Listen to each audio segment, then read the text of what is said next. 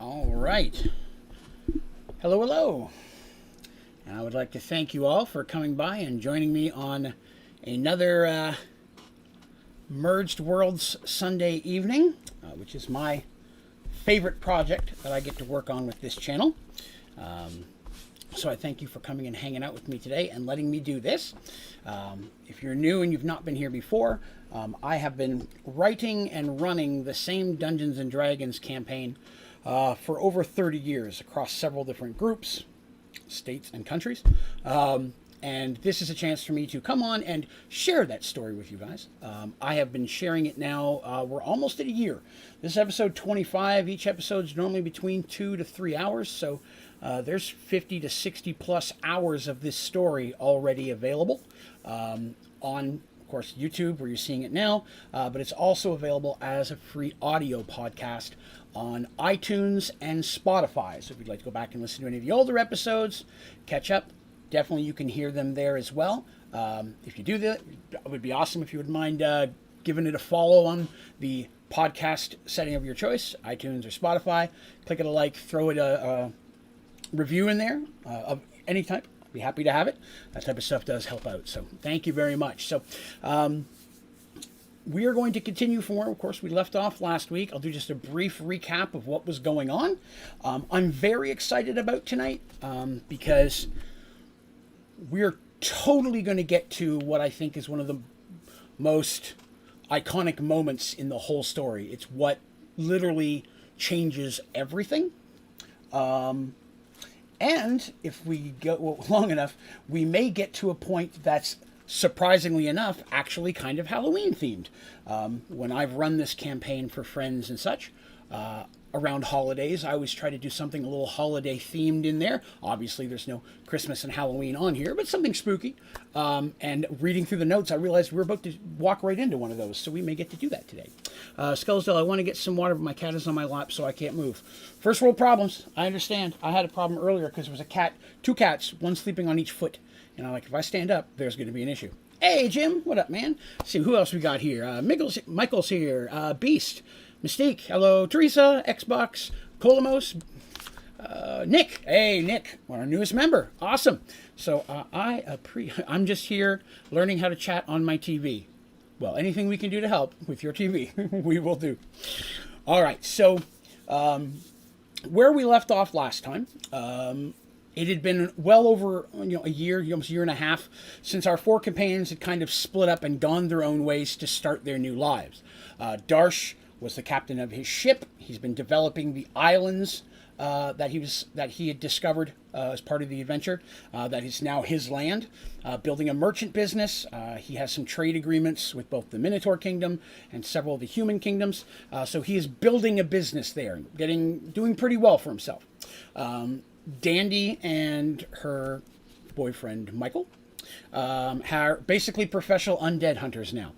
Their ship is like-minded crew, and they go around searching for undead problems and infestations and take care of them. Mercy and Artemis live very close to each other. They went up to where Artemis had inherited the temple. Mercy had claimed the land next to that, and she started building her own fort/kingdom, and they've named that area Serenity. And so Artemis, her land is the temple, but around that is basically the kingdom of Serenity, and that's what Mercy is. And it's a kingdom that's building up. There are now businesses there. There's hundreds, if not maybe 1,000 workers and craftsmen that are coming here that Mercy's paying to build the buildings, the keep itself, the defenses, docks, because there's on a shore of a lake.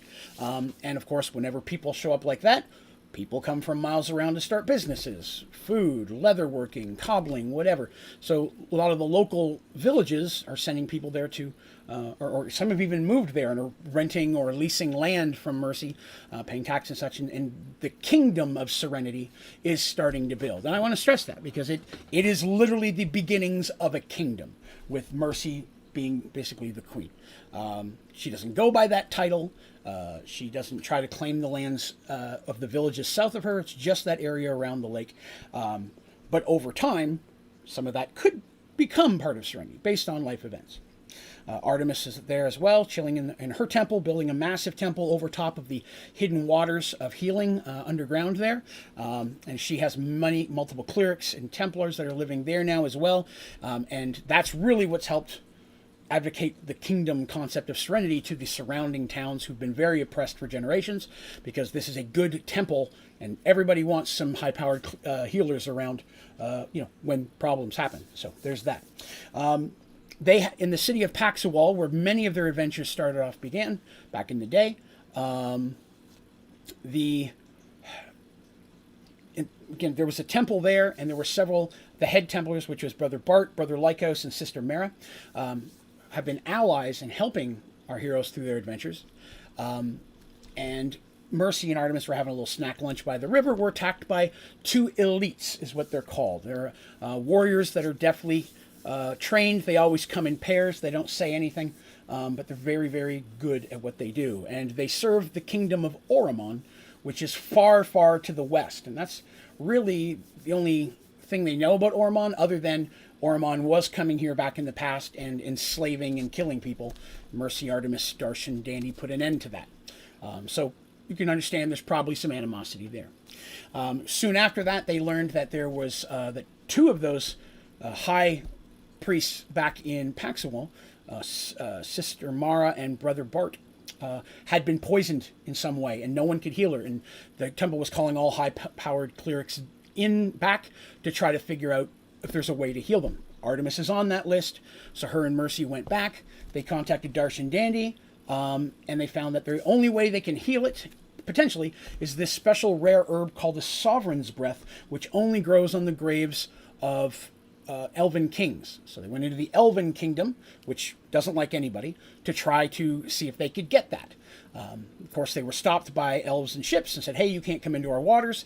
It's then that Darsh found out that his head lookout and one of his loyal crew members for years was actually the missing Prince Nathalion. And upon him, people thought he was dead. The kingdom overjoyed. Of course, that gave them in.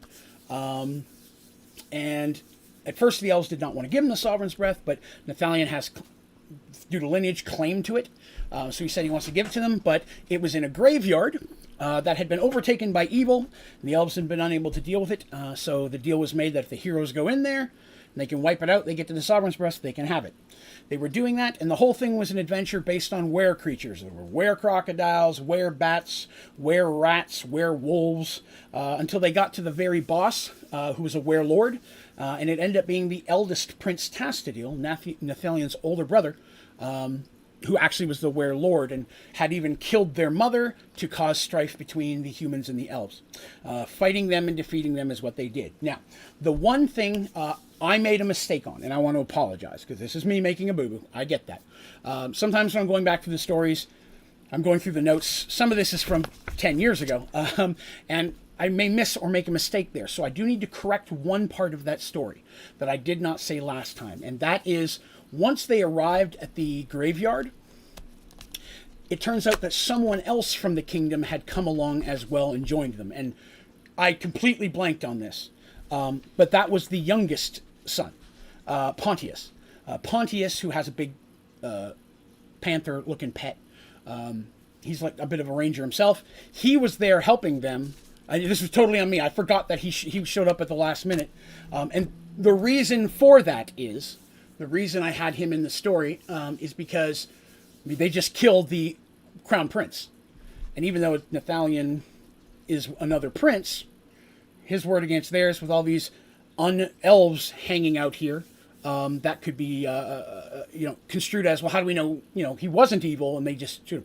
Having Pontius there, both princes witnessing that, they can attest to, yes, it was our brother, and he even admitted he killed our mother in order to cause problems, and all the fights we've had with humans has all been his. He's been trying to cause strife as he builds his own were army to eventually convert all of the elves and take over the world, because everybody wants to take over the world, right? Let's see here. Ethan says, this is my first time of this type of stream, and it sounds really cool. Oh, well, I appreciate that, Ethan. Hopefully you enjoyed the story. And said this is episode 25, so there's 24 long episodes back there if you'd like to catch up on it in the future. Again, that's both here on the channel, the videos you can watch, and it is available audio on iTunes, and Spotify. But they were able to defeat him. They were able to get the Sovereign's breath. Mercy was injured and unconscious and couldn't do anything. But Artemis used her magic ring of central teleportation to port back to Paxawal and rush the breath, the plant, because it has a very small window of being used, a very magical plant. And they had to get it to use it. And as she was running through the streets of Paxawal late at night trying to get it there, something was chasing her. And she heard several footsteps, and her thought is, was it elites, was it what? But it was a pair of footsteps that were chasing her. But she managed to make it to the holy ground of the temple. Once inside the Templars that were guarding it, of course, started looking to see what was chasing her, while she rushed inside to Brother Lycos, the only current non-poisoned head priest, to try to cure him. And they mixed it with water the way they were told. They poured it into their mouths. And then they just had to sit back and watch. And that's where we left off, kind of at that point. So Artemis, our Elven Cleric of Healing, is the only one currently in Paxawal. They've given the healing plant to the clerics. They're just waiting to see if it works or not. Did it? We'll find out eventually. We're not going to go there. We're going to port back over here, and we're going to talk about Santriel, which is the Elven Kingdom, and continue with the rest of the characters after they see Artemis go. So, again, part of this is me just telling you the story. Part of it is me reading you snippets. I have all the notes, binders worth of stuff for 30 years. And so I'll be reading to you some of the exact same things I read to the characters as we go along. And in between, it's just me telling the story of what happened. So this was a part that was wrote specifically, so I'm going to share it with you the same way the characters heard it back when we were playing. So, as Artemis fades from view, the rest of you are left alone, the rest of the characters. Pontius wraps Nathalian's hand, and the two stand alone over the corpse of their brother. At this point, they determine, okay, well, we've got to get back now. We're here in this. We can't just leave our brother's body here. One of the first things they do is with the assistance of the heroes is they have to take the coffin that was their mother's that they had dragged in here, the bad guys had, back to its place. It's there as a group. They could probably do it. Darsh is strong enough. But the concern is that it could get broken or damaged if they try. So after a couple things, they figure, okay, we're going to leave it here. We're going to have to get the Elven King and let him know what's going on so they can come back here and fix this stuff. And so they go ahead and they climb back out. There's another exit here on this end that Tastadil used to get in and out. And so they're able to leave. They do take the body of Tastadil with them. Artemis did leave them with the chest of holding, for which, if you're not new here, a chest of holding is a little box like this. Looks like a chest, like a pirate's chest. When you set on the ground, you use a magical code word. It expands to the size of a regular chest, but when you open that up, you can climb down a ladder, and inside is a large room with shelves and hooks and stuff with tons of supplies. It's a magical interdimensional space. You could take the chest and shake it. Nothing inside moves. It's basically a doorway to a pocket outside of time and space. It's its own little thing. And that helps because they're able to use some cloth, because they keep stuff down there, important stuff, torches and rope, things that they don't have to worry about carrying all the time. Those supplies, a barrel of pickled fish, always have a barrel of pickled fish. You never know when that's going to come in handy. They're able to use cloth and such they have in there to wrap up Tastadil's body, which, of course, went back to his elven status after his werelord thing ended. And they put him down in there, because they don't want to go spending 2 or 3 days hoofing it back to the kingdom carrying a body of a prince, clearly. So they put it down in there, and they begin their trek back home on foot, because they didn't have anything. There was concern that there would be werewolves, because there was a whole bunch of them chasing them. They're outside of the graveyard now. They're actually east of it, and they're having to go back around the north to go west of it, back towards the direction they're looking to go. Real quick, Xbox says, how do I get vine goo? In Raft, you have to go underwater and grab seaweed, and then you cook it in the furnace thing, and that turns it to vine goo. Okay? So they're doing that, and they hear some howls off in the distance, but there's no large group of undead chasing him at this point. And that's because without Tastadil there, the power he had of basically controlling and commanding other were creatures, it fades very quickly. So were creatures, many of them being intelligent, are going to, now that magical geese that's pulling them is gone, they can start to break up, or why am I hanging out with you guys? Who are you, kind of thing. And so that's what starts happening. Plus, it's getting near the end of the evening. As it comes back to daytime, some were creatures can only be were at night. Some can be were whenever they want. they can control it, and some are like the old-fashioned to get changed when the moon pops out kind of thing. What is that background photo? Skull is asking. Okay, give me 1 second here and we'll show you. So this is just a picture I found online that I really liked. Wanted to look kind of like an old library. So let me do this. So that's a picture. I change it occasionally from a library to a room, but this felt like a very storyteller where I would sit at my desk and share my tale kind of a picture. So that's the one I have background right now. I do change it usually every few months to a different kind of thing. I've got a bunch of them that I use, but that's the current one. Just, again, something I found online that I really like. Okay, so they do that. They make their way back. They're all on foot. They don't have carriages like they did getting there, because the carriages went home. And they have to go by feet. It takes them several days to get there. They do eventually get to a village where they get some assistance. They don't have really horses here. They use these big elk-looking things, much larger than normal. That's what pulls their stuff. And because 2 of the princes are here, the people are like, oh my God, princes. They provide them anything they need, supplies, so on and so forth. But as they travel and they get back, they try to avoid those. They don't want a lot of fanfare. They go through 1 or 2 small towns just to get some supplies they need, but they try to not get a big fanfare. And Nathalion is very careful to time their trip so that they make it to Everlong, which is the capital city of Santrial, late in the evening.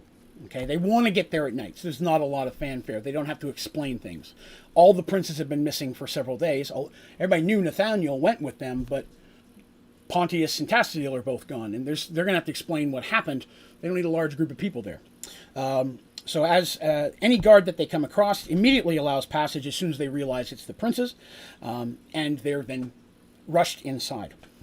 With the help of several guards, Tastiel's body is removed from the chest of holding and taken and kind of hidden a bit away so that all court doesn't see it, while they summon down the king of the Elven Kingdom. Now at this point, the princes are like, we're going to have to tell this story. He's going to be crushed. He might be angry. We think we should be just the 2 of them that tell him that story. We're going to have you go to the same rooms they had you stay in. We don't know what his reaction is going to be. In fury, he may want to kill you, and he may be just crushed and have a heart attack. He's an old elf. We don't know what's going to happen. So we think it's best that us as his sons tell him what happened, because he's not going to say that we're both lying, obviously.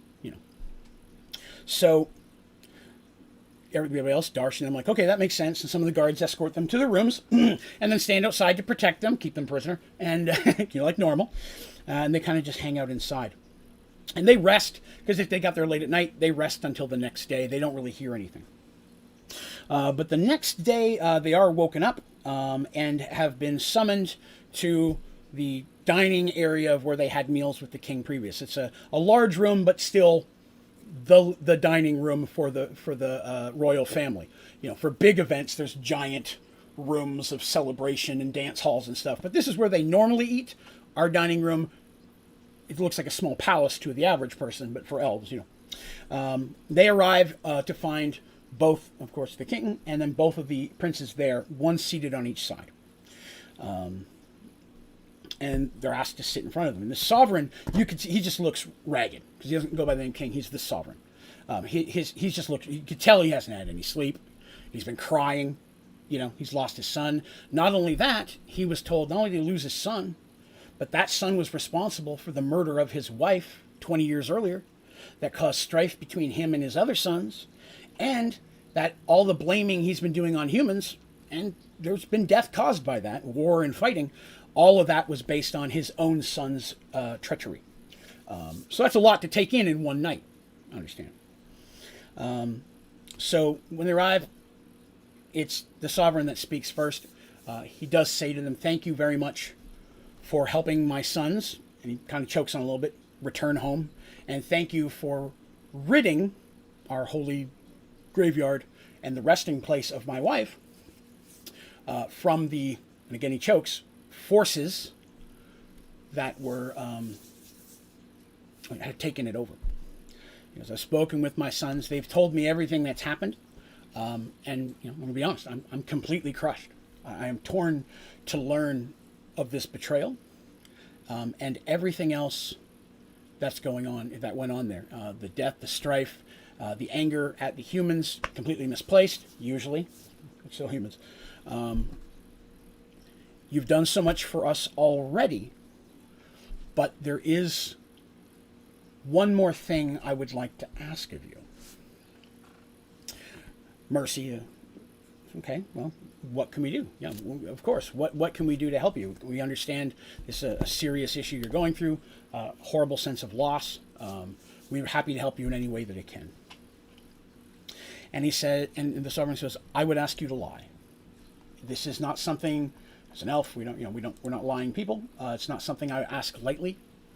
And I would understand if you would refuse. But what my son did and what it caused, the effects of that, what he had become, I would like to keep that hidden. I would like to instead say that my 3 sons went with you to help take back this land, and that my eldest son, Tassadil, died in that battle to reclaim our homeland and to save his brothers. It will be something that will bring our community together instead of worrying more about fracturing it. Some people may not believe this. Tassadil was very popular with a large group.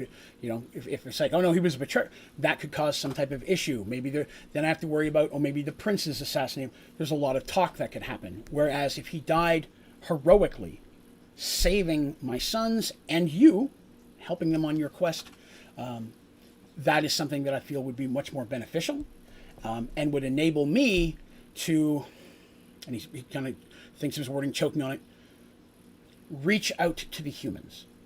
Before he says it, he goes, before you say anything, I'm not saying I'm looking to ally. I'm not saying I'm looking to open trade with them.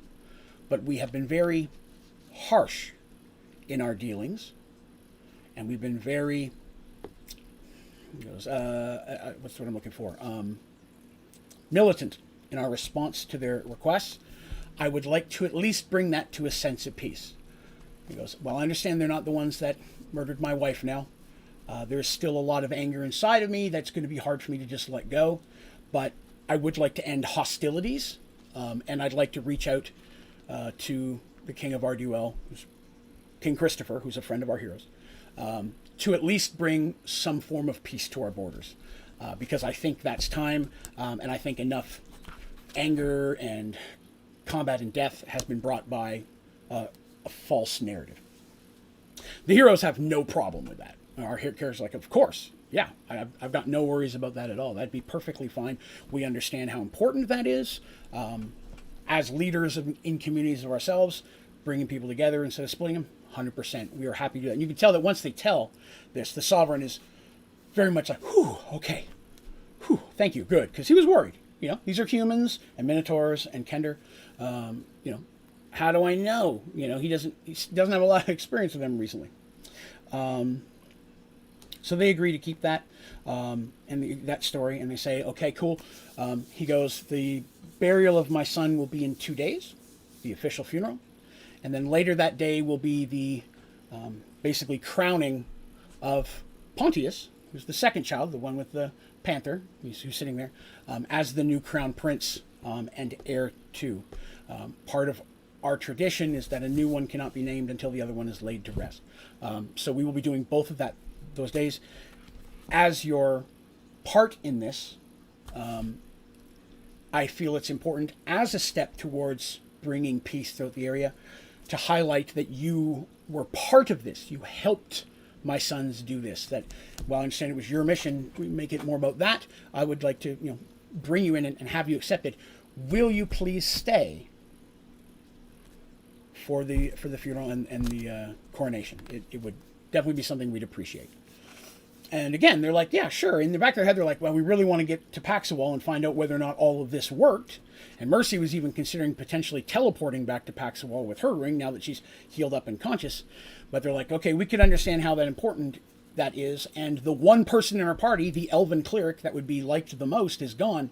The rest of us need to be here. So they agree to stay for that day's events and then celebration, and then they will leave the next day. The sovereign and princess are like, thank you very much. We really appreciate that. That's awesome. So the next couple of days, of course, is preparing for that, because it's a huge celebration and a huge mourning as well. Not like daytime mourning, MOU, mourning of death. And hello, studio. Good day, good day. So they have a little bit more freedom to move around, and they talk to the prince and stuff. Dandy gets a chance to pet the kitty. That was very important to her. Got to pet the giant panther. Some of you may remember she was trying to do all the other time. And during that 2 days, there is a time where Darsh is taken aside by the sovereign himself. Because he wants to speak to him alone. And he says to Darsh, he goes, I've been doing my best to convince my son, but it is important to Nathaniel that he wishes to leave with you and remain a part of the crew. There's a noise. Hey! Studio 13 UK, thank you very much for joining our membership program.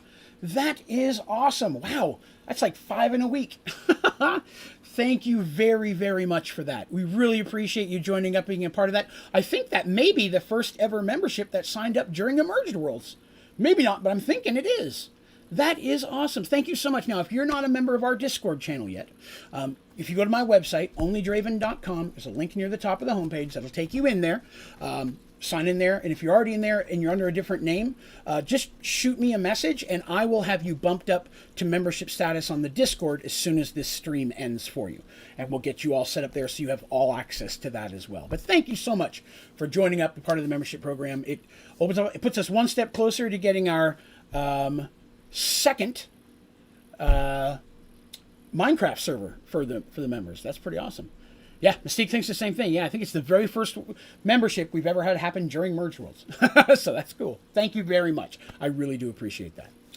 Kick ass. All right. So he says to Darsh, he goes, Nathalion wishes to return as part of your crew. He enjoys living out among people. I've done everything I can to try to convince him to stay. I've already lost one son. I don't want to lose another. So I'm going to grant him that request. But I don't want to lose him or lose contact with him. So as such, I'm going to provide you a, what's the term I use? Give me a second here. Darsh, a writ of notice. This is basically a get out of jail free card. With this notice, it gives you the freedom to travel through Elven waters. Now, this is big. Nobody else has had any permission to do that since the Merge World was created. The elves don't let anybody in their waters. So, for them to say, Darsh, the first person to do that, he also says, and to give you reason to come back and visit more often, I believe that there may be some goods of services that we have that may be desired by the outside world. I am open to having some of my merchants and such and people speak to you about possibly working out some type of business arrangement. So not only is Darsh going to get access to Elven waters, he's going to be the first, right now, only person with access to Elven goods that he can buy and sell at a hell of profit. Darsh is like, yes, please, because his islands are actually closer to Elven waters than it is to any of the human ones he spends all of his time in. So being able to provide something as simple as Elven silks, wine, of course, that kind of jewelry, all of that kind of stuff. Being able to provide that to the gonna make money hand over fist. And Darsh is like, if this bringing Nathalion for a visit opens this door, I am all about that. And I will say that this right here opens a door for Darsh to really grow into kind of his new role. Let's see here. So how do you remember me? I'm feeling good today. Well, I'm glad you're feeling good today. I remember the name. Yes, I believe. So how XX. Yeah, we don't get a lot of the XXs anymore. Gus has one like that. Cheese boy. Thank you for coming back. I appreciate it. And thank you everybody who's watching to let me tell the story. I appreciate it. If you are enjoying yourself, please remember to click that like button. Make sure you subscribe to the channel for more streams and videos and fun stuff. All right. He also advises Darsh that he's going to send a delegation to Arduel to try to at least put some type of agreement together, which could be agreement of, hey, we won't kill you if you come close to the woods, just don't come in the woods. He's going to work out something, maybe not a hardcore treaty, but some type of an agreement that's going to roll through there, so that way the animosity and the combat that has been had, because they're like brink of war kind of thing there, definitely makes a huge difference to do that. Let me see here. The other way as well, selling to the elven as well can bring in human goods. What? Oh my goodness. Oh my god. Thank you, Sahel, for joining up. That's 2 members in one stream. And it's a Mergeworld stream. That is awesome. Thank you so very much for joining up to the membership program. Thank you. Again, same as I said before, if you're not in the Discord yet, please go to Onlydraven.com, click that button, it'll let you in. It'll let anybody in. If you're watching, you're not a member, we also want you in Discord. Please come on in there. And once you're in there, if your name on Discord is different than your one here, just shoot me a message. Oh, Artie, yeah. Shoot me a message, and as soon as this stream is over, I'll hop over there and get you guys bumped up on that as well. So thank you so much for doing that. That is phenomenal. That puts us at 54. We are 21 away from our goal of 75, which opens up a whole new server, Minecraft server, for the members community. So I'm very excited about that. And just as another aside, we're only 9 subscribers away from hitting 9,000.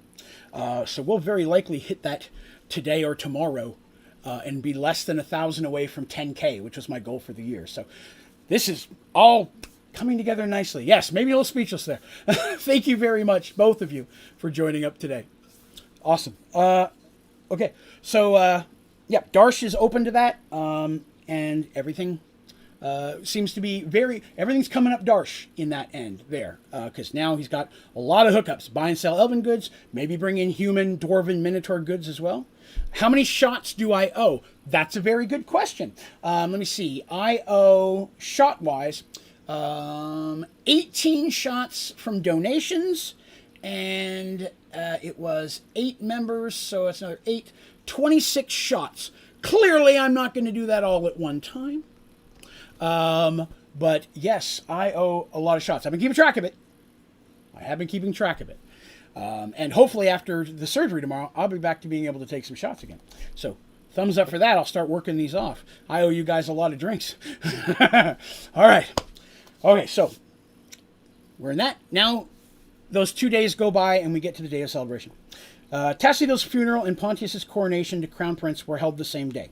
Elven law requires public acknowledgement of death before a new crown prince or sovereign may be crowned. So there's technically a little tiny space in there where there's no official leader. And in history's past, ages upon ages ago, that was sometimes an issue where a brother or sister, somebody step in and try to take over. No issue like that today, because Nathalion wants to go live out in the world. Does not want to stay here. So he's happy with his older brother taking it, even though his older brother never wanted it. The funeral was a beautiful ceremony. Tens of thousands of elves arrived from all over Santriel, because it's a big space. And already the heroic journey of Prince... Oh, hey, thank you very much for the donation. I appreciate that as well. Thank you for that super chat. Keep track and spread them out during the 24-hour. I'm going to try, but there are so many things during the 24-hour charity stream that's already going to make me drink.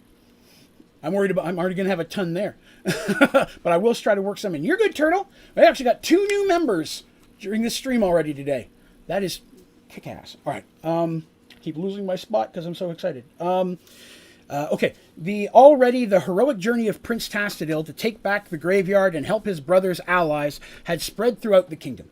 It was well known now that he had fought by your side, the characters, against some type of evil beast, giving his own life in the end in order to help his brothers and the brothers' allies succeed on their mission to take back this elven holy land. The characters feared the elves would hate you. This is how I read it to you the same way I read it to them. You feared the elves would hate you, but instead you are treated as allies of the elven nation. You are thanked repeatedly for your assistance in taking back this and in your part of this adventure. And more importantly, they're also thanking them for bringing back the other 2 princes. Because think about it, they just lost Tassadil, but they thought Nathalion was dead. So now they've got that to rejoice. We have a prince back. It's sad we lost Tassadil, but even though he's going to leave, this is common, because not all elves were against the humans as much, but they do what they're told, as any kingdom does. So bringing calmness to that is an okay thing. Well, thank you, Sohal. I appreciate it. Thank you very much. All right. So later that day, the sovereign officially proclaims Pontius the heir to the kingdom, and the elves begin a massive celebration. Because they're celebrating the life Tastadil lived, what they know of it, and the new crowning. So let's see. Basically, our characters party throughout the night. Everybody tries to keep a hand on Dandy, but Dandy's telling stories with Michael of how they fought undead and such, and all those type of things. And of course, our heroes are always a little worried that Dandy might let the wrong thing slip, but Dandy's actually very intelligent. She's a motor mouth, but she knows when not to say something of importance or when to say it. So she does not. So it goes very, very well. Party late into the evening, celebrate. They get sleep, wake up the next morning. It's time for them to leave. Again, the sovereign's very sad that Nathalion is leaving, but at least he feels good that he knows he's out there with people who genuinely care for him and clearly have got the chops to help protect him. And that's another thing. Darsh and his heroes have impressed the sovereign, especially when he comes back and like there were werebats and wererats and werewolves. We killed this one, this one, this one. I mean, that's a lot of things. They're like, wow, they've been taking elven lives. You've saved two of my sons. You saved possibly my kingdom. And you have the strength and the courage to do that. So Darsh and friends have really won him over. And while Mercy very often is the forward of the two, because again, remember, there are two people playing this adventure. Darsh and Artemis are played by the same young lady, and then Dandy and Mercy is played by another lady. So very often, Artemis and Mercy are their primary characters. Those are the ones that end up doing the most official speaking for the group. But this was a situation where, because Nathalion was with Darsh, Darsh is the big speaker. And so I try to make sure that every character gets their time to shine. I want them to have growth. I want it to be important that they're there, a reason that they're there. And I want to build upon that so it gives me more opportunity to use them in exciting ways in the future. So this was a very Darsh-centric area, even though everybody was there. Darsh did a lot of the speaking, whereas normally it would have been Mercy or Artemis. They, remember, it took a couple days to get back to the boat. They take their rides, they get to the ships, getting waved at, of course, by all the villages they go by. They still got a prince in there, and they're heroes. And they finally return to the ship. Now, Dorum, which is, of course, Darsh's first mate, very relieved to see everybody showing up in a good mood. He's coming to kill them, because they're on the boat not knowing what's going on, right? Something bad could have happened. Are they alive? Are they dead? Nobody knows. But Dorum is visibly, easily, so much better when he sees Darsh walk up. They kind of explain everything that's going on to Dorum. They get permission. They get the ship out of there as quickly as they can, because they need to get back to Paxawal, to make sure Artemis made it back okay, and whether or not the Sovereign's breath even worked. Because if it didn't, they've got problems, right? They got trouble, so they may have to find a whole nother thing. This was what they thought was the cure. Still might not work. So they know that Dandy's ship, the Miss Dandelion, is also in Arduel, so they decide to swing, Paxawal, but they decide to swing through Arduel really quick to give Christopher a message. Hey, on behalf of the Sovereign. Sovereign said yes. The Sovereign's going to be reaching out to you. We've talked to him. We have some dealings, so on and so forth. And Darsh even says, should you need someone to mediate or be in the middle, I offer you my services, as I'm welcome there, and I'm a friend of you. I've got your back too, King Christopher. If you need someone to be a go-between, me and my business are happy to be that go-between, because Arduel is the closest city to Santrial, so there's a lot there. And they get some stuff, and they pick up some more supplies, and then while they're there, they learn a little bit of information about what's been going on while they were in there for almost a month. You'll remember that before they went in, there was talk of a major army going to the west of Thorman, which is the furthest western kingdom in the southern kingdoms, the group of kingdoms we deal with, which eventually the hope is to bring Serenity into that as well. And that potential war over there is still very likely going to happen. And remember that the king had been assassinated. Oh, you got to go? Okay, well, thank you very much for stopping by, Sahel. And again, thank you so much for both joining the membership and the donation. It really does mean a lot to me. And I'm excited to get to hang out with you more in the Discord and everywhere else. So thank you very much for coming by and doing all that. It really means a lot to me. But they also hear, because you remember the King of Thormund had been assassinated. There seemed to be some civil war issues potentially between the stepmother and the actual daughter of who was going to take over. That was rumors they learned about. They learned that there was, again, army on their west, which is another thing. An army marching into Thormund while they're in the middle of their own civil war, not good for the Southern Kingdoms. And then there's been an increase in animosity in Cronear, the Minotaur Kingdom, the Blackhorn that had gone quiet, which is the bad guys, if you will. It's a group of assassins and such that are trying to destroy the alliance between Minotaurs and humans. They've been more active, and they're causing problems as well in just in general in Cronear. So that's getting to a point of potential civil war. They've been extra active. There's been a lot of vandalism of statues. Oh, damn. Studio. Oh, hell. Thank you so much. My goodness. Oh, wow. I will get that added to the goal. It doesn't auto add it here, so that's why you're not seeing it in the bottom, but I will get that. Again, thank you so much. That is humongous. I appreciate that. Donations and tips always help.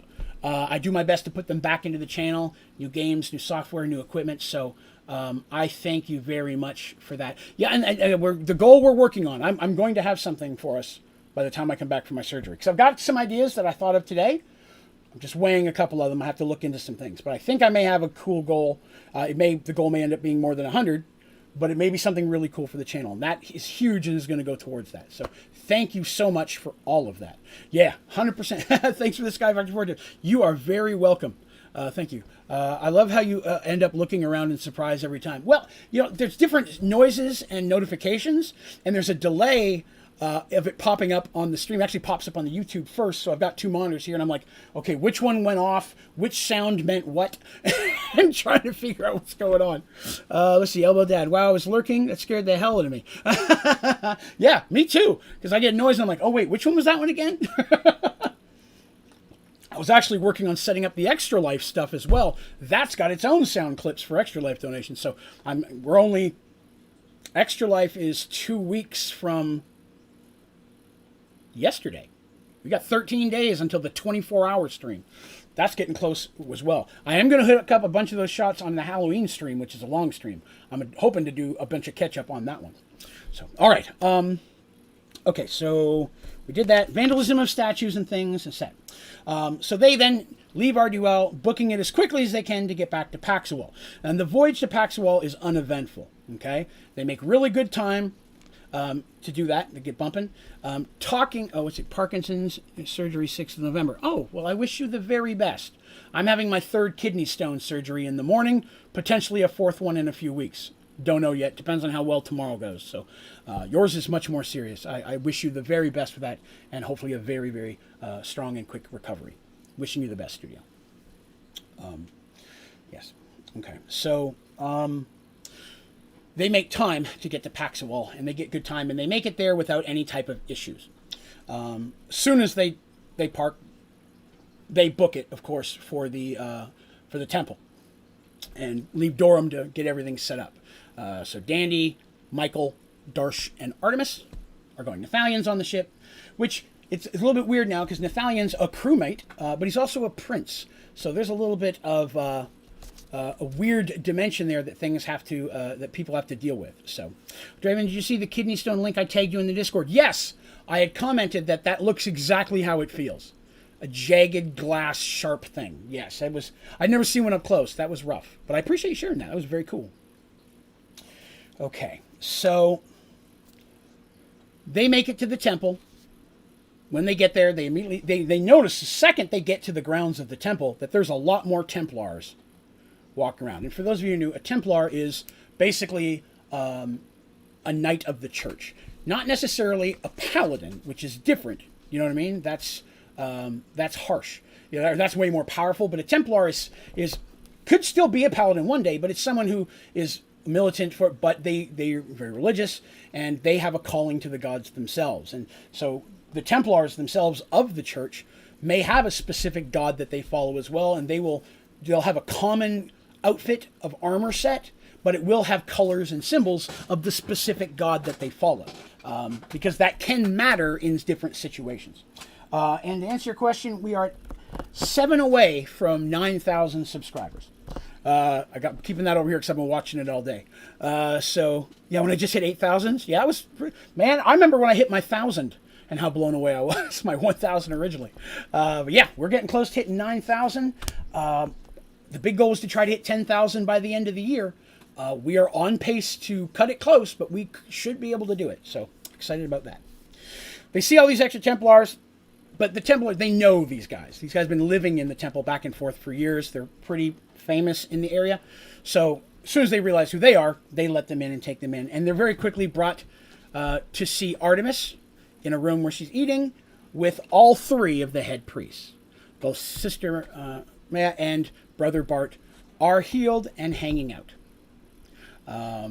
So they appear to be, they still look a little weak, a little haggard, because it's been weeks now. I mean, it took Darsh and them several weeks to get back here, right? So, but they're still weakened from it. But yes, they're up and doing. The Sovereign's breath worked, and they are healed. Artemis, from her little concern of being chased in the streets, has not left the temple since she arrived. And in fact, because of what's happened with them, no clerics are allowed to leave the temple without protection, which is either going to be Templars most of the time, or a cleric of like a cleric that's more for combat, a war cleric, something like that. A cleric who is just as good but probably better than a Templar, or a paladin, which their paladins stop by there. A paladin, lawful good, is like, yes, I will escort you to the market. Let us get you peaches. I mean, they're all about that, however they can serve the church. But there's concerns. Everybody, okay, somebody poisoned it. Somebody might have been after Artemis, but they haven't found anybody that actually may have done that. So there's that. Both Sister Mary and Brother Bart thank the PCs, or everybody in the party, for their help in this. They're very excited to hear what happened in Santriel, and they tell the truth to the 3 head clerics. They're friends, they don't hold that from them, and they know that they won't say anything. And they're like, wow, you've knocked out a pretty big threat there, and now that the Sovereign is at least willing to entertain some form of peaceful conversation, you may have helped bring stability to one of our biggest unstable long-term areas in the Southern Kingdoms. So that act of what they did has huge potential for repercussions, positive repercussions, on the Southern Kingdoms and moving forward. Because now, again, they have Darsh as a mediary, someone who, like, you're welcome there, you're welcome here. If there's a problem, we might be able, let's say there was some type of dispute, we could say, hey, we'll bring Darsh in as like a neutral party to kind of work that out for us. So they're very happy to hear that as well. Now, at this point, they're done their adventure, right? They've healed them. Artemis is fine. There's a lot of instability going on around here, but there's not much they can do about that. I mean, they can't roll into Thormund and say, we make you the king or the queen. That's out of their hands. So that's kind of the Southern Kingdom's thing. They need to get back to Serenity. They're the leaders of their own people, and now they've been gone for like a month and a half, in the middle of theirs, and they just had some elites pop up in their homeland. They're concerned because they've not spoken with anybody back there. They need to get back there as quickly as they can. And Michael, Dandy, and Darsh are going to be going with them because Dandy and Michael are going to get married. You remember they got engaged in the last episode. They want to be married in the church. They're actually going to be the first couple to be married there. And Darsh and would not miss that for the world. So Darsh hands over control of the ship to Dorum. Dorum knows what to do. There are times where Darsh may be on his island running stuff, and Dorum will take the ship and run a merchant's thing or whatever. He trusts Dorum implicitly. And then his second command of that ship is Rokar, which is his cousin. So basically, Dorum steps up as acting captain. Rokar steps up as acting first mate. Dandy does the same thing with the Miss Dandelion. In fact, they say, we want you to park it here. Stay here in case we need it. Something happens and we've got to come rushing back. We can hop in this boat and go meet Darsh's boat. But you guys hang out here. You're paid because Dandy's got a lot of money. They all do. And they're going to continue basically to pay a salary to these folks while they're just sitting there waiting for them to come back. Could be years. But they're going to get a steady paycheck until they come back and say, we're not interested. So with all that said, they decide everybody's going to go back to Serenity. Again, Dandy and Darsh have never been there ever since they first found it. When they were there, it was a little tiny temple in the middle of the woods and a lake. So they haven't seen any changes. Oh, Turtle had to go. All right, Turtle. I missed that. I'm sorry. Oh, and Studio, love playing a Paladin. Paladin is great. And on my world, Paladin's even better because I loosen up some of the restrictions. Because you can be a Paladin of every god, and not every god is lawful good. But you're going to have to stay true to what the god you are a Paladin of. So, yeah, there's a lot of different ways I run Paladins. I've only had a couple people play them, but I've had a bunch of NPCs. Paladins and Clerics all have their own way of working on Mergedworlds that I've kind of customed myself. All right. So they explain that. They take a few days in the city, gather up some stuff, do some things. Let me see. The temple's has a curfew. It's fortified while they're there. And Paxawal is preparing to send help to Thorman if needed if an army does attack. Part of that treaty. They help each other out. Before they leave, they decide they want to go to the Brotherhood of Magic, the Mage Tower, and say, okay, they're not going to say what happened, but they can say we made friends with the elves and so on. And nobody says to anybody that Nathalion's a prince, because then someone might try to kidnap him or something. So Nathalion's still just a crewmate to everybody everybody else they run into. So they decide they're going to go to the Brotherhood of Magic to see if they can talk to anyone. Now, if you remember, before they left, about a month ago, Lamia, who's the head of the Red Robes, or the head of her faction of wizards, who her specific is the making and researching and duplication of magical items and artifacts. That's her specialty. She got a lot of other magic spells too. She's pretty powerful, but that's her passion. And Tobias, our friend mage, is also the same. He has a natural gift for it. So he very quickly became her apprentice, and now he's works with her. He has his own apprentice, Edwin, who we met at the very beginning of last episode. And so they get there. The Mage Tower is also on a lockdown. They're not letting a lot of people in. But again, these aren't regular people. They're known to be allies. They send a message in, and yes, they're allowed entrance. So our 5 peeps, Artemis, Dandy, Darsh, Mercy, and Michael, the fiance, all go in there. And they're taken to a room that very often they meet in. There's several council type rooms they can go in and hang out in. And they get in to see Tobias. And immediately they can tell something's wrong. When they walk into the room, Tobias, who at this point's 21 years old, 20, 21, he actually looks like he's now in his late 20s. Almost a bit, maybe even 30s. Like, he looks aged. You've got a couple little wisps of Mr. Fantastic gray on the very tips of his sides there. Even though now he's growing his hair longer. His hair is also much longer. Much longer. I want to say that. He had short hair when he was here a month ago. Now it's much longer. Now, he had told them, Lamia had said that they were going to go somewhere to check an avenue of their own. And they didn't know if it was going to work or if it was going to come back. But it was incredibly dangerous, and the 2 of them were going to go alone. They're back. He's back, at least. So that's a good sign. But he looks changed in some ways. Let's see. Nick Hacks. Why can't I donate without... why can't I donate with PayPal? You can. The super chats and such sometimes won't work that way. But if you go to my YouTube channel, on any of the page, you will see... let me pull it up here so I can describe it specifically. So when you go to my channel, in the upper right-hand corner of Onlydraven Gaming, there are several links. There's a link that says onlydraven.com. That's my website. And the one right next to it's kind of a green color. You can donate there via PayPal or credit card. It still comes through the same way, but YouTube's not set up to let you do that with PayPal in some situations. I'm not sure why it's not letting you normally. I thought PayPal would work. Maybe it's just credit cards. Could be backwards. But that link works the exact same way. It's just a direct donation link to me instead of going through YouTube. So that one works as well. If you did want to, again, never ever feel you have to. I definitely appreciate you asking. But for anyone who is interested, that is a secondary way that you can do that. Even when I'm not streaming, there is a donation link. It's a small little green square. I'm not trying to throw it in everybody's face. I'm not trying to sit and beg for cash. But it's there. So thank you. So they're in there. And Tobias greets them. He's as friendly as ever, but he seems a little bit more subdued, like he's a little bit more serious than he was. And they don't want to draw attention to it, but they're like, a little different there. How you doing? And he's very vague. He hears their story, lets them tell them what he needs to hear first, and then he explains, our mission was also successful, but not exactly as we thought. It's not something that I can speak about now.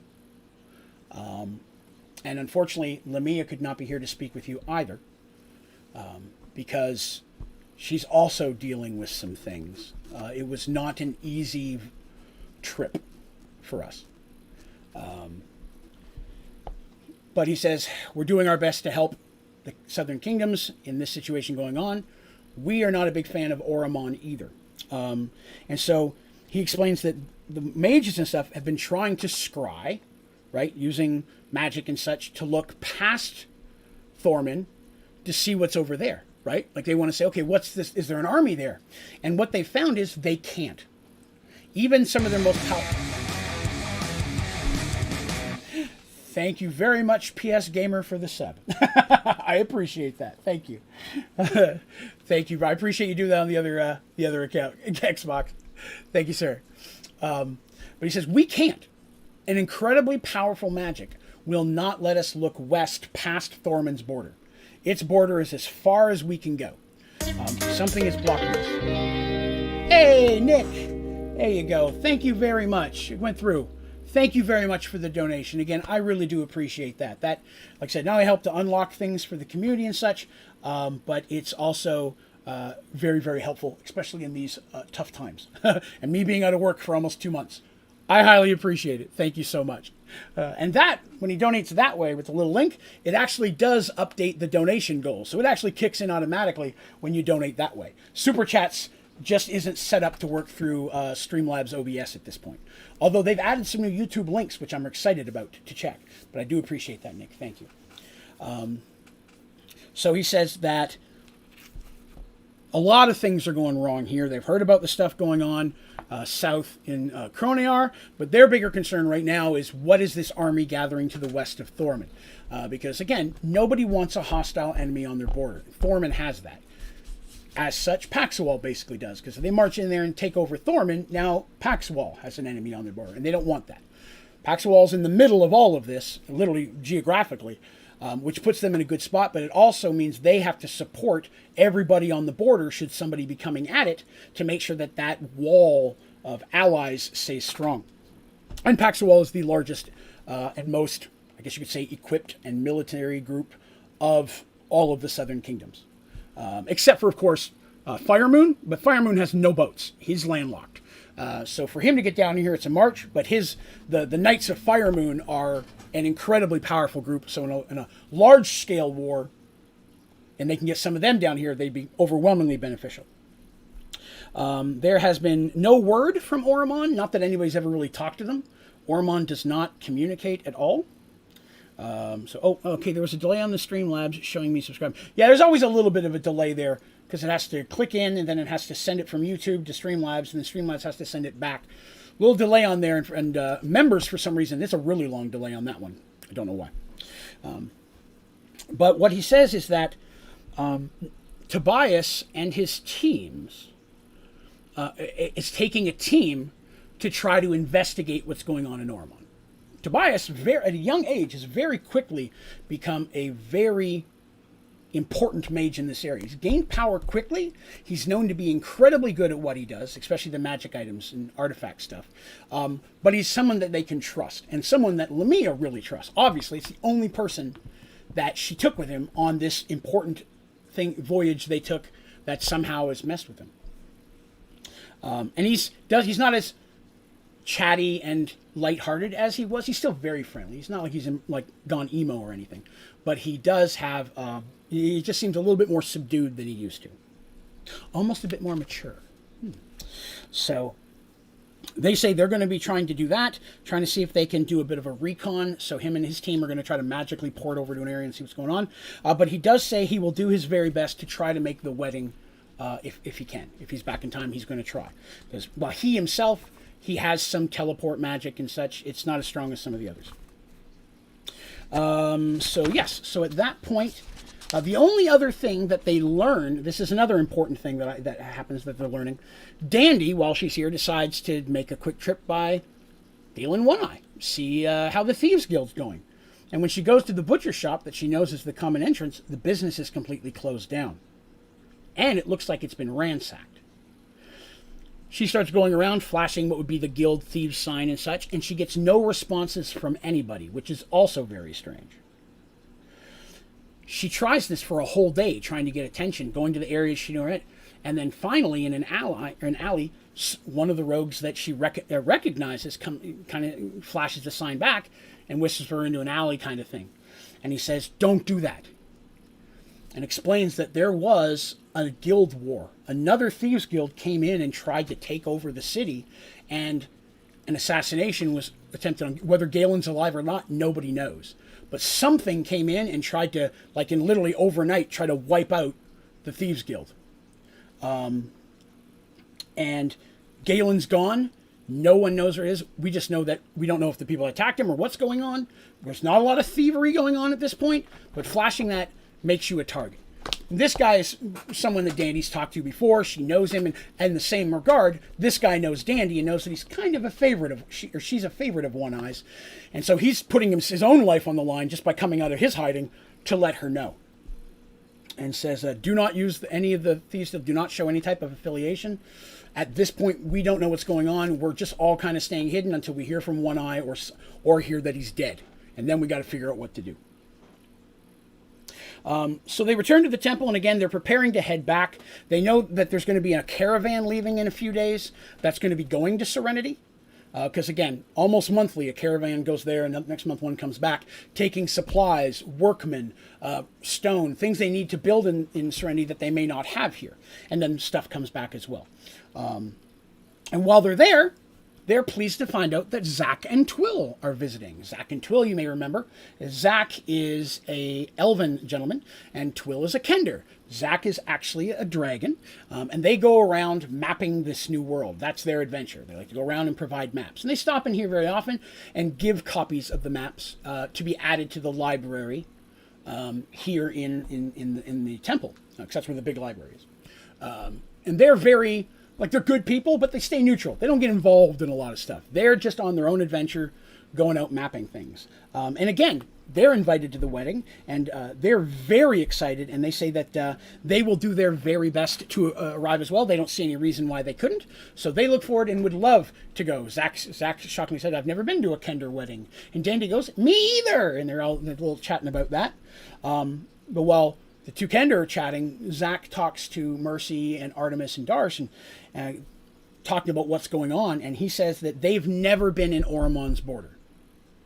That's one place that they don't go. They go everywhere else, but they never go into Oromon's land. He goes, as a dragon, there is an incredibly powerful presence there that just warns of magic and hatred. Like, he goes, that's really what I feel. When I get there, powerful hatred magic. Something that repels me, and it's just not something I have a need or would want to go in. So unfortunately, that's not a place we're going to be able to get you any maps. But he goes, yes, there's some type of powerful magic there. He goes, I can feel it whenever we've gotten close. Because they've been to Thorman and helped map some of Thorman's lands. But they do not go into Oromon territory.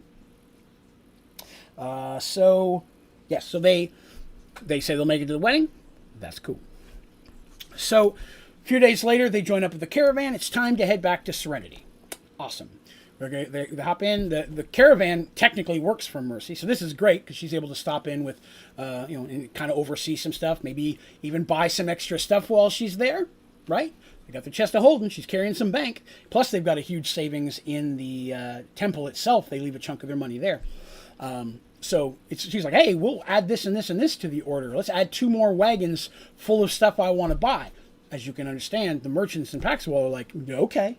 Yeah, you want to buy more stuff? What can I do for you? You like that statue? Cool. You like these rocks? You want to carve them and make them part of your road? Sure, we'll sell you some rocks, whatever the case may be. And she can buy lots of supplies, maybe even some decorations and things for the homes and keeps when they get done. Because she's not one to sew, Mercy, but she likes pretty things. So this is what I read to them when it came time to go home. So you meet up with the caravan in the early morning. The trip goes well and the mood is light. A concern is voiced over the current issues facing the Southern Kingdoms, but overall people feel that the rumors are over-exaggerated. Because it's all rumors at this point for the common people. They don't know quite as much as the, people who actually like the politicians and the temple and such. Artemis, Dandy, and several other women and Mercy spend quite a bit of time discussing and planning Dandy's wedding. Michael is happy to leave all the details up to Dandy, but he does chime in when she asks. Finally, after days of travel, they all arrive at the Realm Gate. They make camp for 2 days until the morning the gate is scheduled to open. This is important. If you remember, you need a key to open the Realm Gate. Our party has 2 of them. Mercy has one that she keeps on her at all times. And the other one is in Serenity as well. They have the portal to here gets opened on the other side. The merchants don't have that. So it's scheduled on this date at that time. The portal will open, the caravan comes through, the other caravan goes back. So it swaps out like that every month or every 28 days. It's on a schedule. So they know when it's supposed to happen. Usually it's Ulrich that takes that key and goes and opens it up. That's who Artemis, her right-hand man, that's who she trusts. So very often when the key is not locked away for protection, it's Ulrich is carrying it. So they make camp for 2 days until the morning the gate is scheduled to open. On cue, at the exact time it does, and after a moment, Ulrich steps through. It is easy to see a large amount of relief on his face at the sight of Mercy, and then her friends. But Mercy specifically, that's his lord, that's who he hangs up, that's who he serves. And seeing her alive, it almost looks like he wants to give her a hug of, oh my God, thank God you're alive. I did not want to have to rule this place for you. But he comes through and thanks him, shakes the hand, salutes, all that kind of stuff. Explains that nothing has happened in Serenity while they were gone. There's no more signs of any elites. There's been no trouble up there at all. Other than those 2 elites that Mercy killed, there's been no problems. And construction is going very, very well. They've actually had a good break of good weather. So they've got a lot done. So the caravan and such going through. Remember, it takes a day or 2 to get from the portal back to Serenity. So once they all go through, they still have a little bit of traveling. It's much faster now because there's a road there. It's one of the first things they built. So the wagons and such have a much easier time going down the road. They do find out that multiple people have been showing up, as were happening before, looking for work. Some of them are put to work, building or whatever. And then some of them who show up, who have military background, are hired as guards and or soldiers of what is becoming Mercy's army. She doesn't view it as an army. She views it more as a security force, something to help protect these lands and to protect the towns around them should issues arise. But as her kingdom grows and she gains fame, more and more people show up looking for that kind of work. They're like, hey, I was a soldier here in the old world, and then the merge happened and my kingdom was gone. I've been wandering around for years, just taking jobs guarding caravans and such. I would love to work for someone who's known as a good lord, who takes care of her people and pays well. Yes, please. I would love a regular job and I could settle down and start a new life here. So a lot of people like that who've just kind of been wandering, those people especially are being pulled towards Mercy, including some what you would call adventurers. People who are out on their adventure trying to find a way home, back to their world, only to realize it wasn't going to happen. So this is the kind of place where I could settle down here. PS Gamer, okay, Draven, I have to sleep for school. Good night. Good night, Xbox. Thank you very much for coming by. Have yourself a good evening, and hopefully we will see you in a couple of days. Again, remember, no stream tomorrow because I'm having surgery, but I'm hoping to be back Tuesday, Wednesday at the latest. I'll let you guys know as soon as I get out of the surgery how I'm feeling. So, of course, they make their way back to Serenity. Things are going well. Darshan, Dandy, and Michael are blown away. Because remember, they didn't see any of this when they were last. Like, just the road itself was impressive.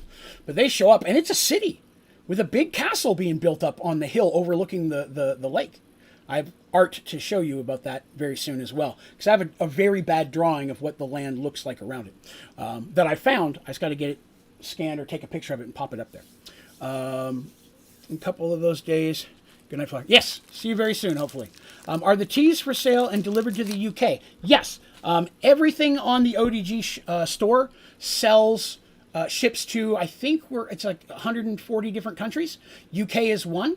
It's set to charge correct shipping for that kind of stuff. As a member, if you go to the members Discord channel, right, there are pinned messages you can look at. If you go to the members one, there's a pinned message. You get a 10% off code that you can put in on checkout. As a member, you get 10% off anything that you buy on there. But yes, I've had people deliver stuff to UK. We've done several Canada. I think I had one Australia. I think one Romania. I could be wrong about the Romania one. Somewhere else in Europe. But yes, I do ship all over the places. It should tell you for sure. But I know we do to the UK, yes. Hello, Gore-Tex. Welcome back. I'm going to really quickly eat a mint because I'm getting a little mouth dry. 1 second. All right. Oh, thank you, Nick. I appreciate that. All right. So they're back looking at all this stuff, adjusting. Oh, yeah. Mystique got one of my cups. And some other stuff, I think. Stickers and all that kind of... Oh, you were very welcome, Studio. Very much. And throw that out there. I do run sales from time to time. That 10% discount is on top of any sale price. You always get 10% off whatever the mark price is. So if I was doing a clearance sale, which I did like 2 months ago, you get that 10% on top of that. So always use that code. Some people are like, oh, it's on sale. I guess the code doesn't work. It will work for you. So I want you, it's something that comes, it's one of the perks. Please take advantage of it. All right. So once they get back, right, it becomes a period for them in D&D, when we were playing it, a time of non-adventure adventure. This was a period where they were going through, Artemis was dealing with building stuff, and so was Mercy. They were dealing with working out things. There was actual wedding planning, which a large part of that, they brought in Kelvin for that, because he's their party guy, who's another Kender, which he has done Kender weddings, so he's all excited about that. And him and Danny chat and show each other what their prizes and tell stories and all that. They get along smashingly. While Darsh and kind of starts joining Mercy on some of her day-to-day activities, going to the other villages, chatting with people. They all know Darsh there too. He was there originally, so Darsh is viewed as an ally as well. Dandy spends a lot of time with Artemis. And so while we were playing this, I gave them time to do that stuff. Non-action adventure. What do you want to do with your temple? Well, I'd like to have a statue of this. Cool. How do you want it designed? Who are you going to hire? This is how much it's going to cost. And they actually got to almost like decorate their house and such. And this was important because I drew out pictures of their temples, what room was what. They could mark on there what they had when they're out and doing adventures.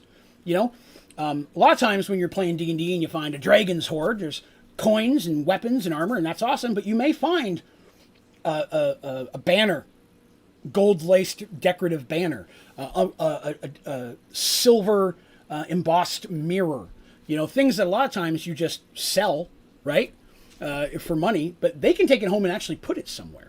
There's magical chairs. Where are you going to put a magical chair on a trip, right? Gortek, can you explain Dungeons and Dragons? I can. So this will be just a short aside for some of the new folks. Dungeons and Dragons works like this. As players, whoever you are, you're going to create a character in a fantasy world. There are what you'd see as the traditional fantasy races. Elves, dwarves, gnomes. Lord of the Rings is the best example. Imagine if you were in Lord of the Rings, you were playing a character. So there's no board, there's no video game. I'm telling you the story, and you tell me what you want to do. You're walking down a long tunnel. You've been down the tunnel for 5 minutes. You finally get to the end, and it goes left and right. The right, you see a lot of cobwebs and dust. The left is more lit. Which direction do you want to go? You tell me that. And then I proceed with telling you what happens based on that. You enter combat. You roll dice. Your character page that explains all of the stuff on it. Okay, I tell you some stuff. We do some math. You have a 20-sided dice. You know you have to roll 16 or above to hit this monster with your sword. You roll it. You rolled 16. Now your sword does 1d8 damage. You pick up an 8-sided dice. You roll it. You say 4. That's how many life points that monster lost. Then I do the same thing to you, because I'm running the monsters as the dungeon master, and you go back and you battle. You magic items, magic stories. A lot like, again, Lord of the Rings, where you're living the story with these characters you've created, and I'm telling you the story and creating the world that you're in. That's what the dungeon master does. And I run what are called the NPCs. So if you ever played a video game and you have to talk to 50 people and there's soldiers, whatever, I run everybody else.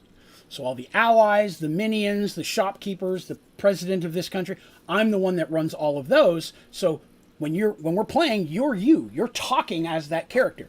You're a knight and you're talking to me as if I'm the king, and I'm talking back as the king. And I'm switching between characters as needed.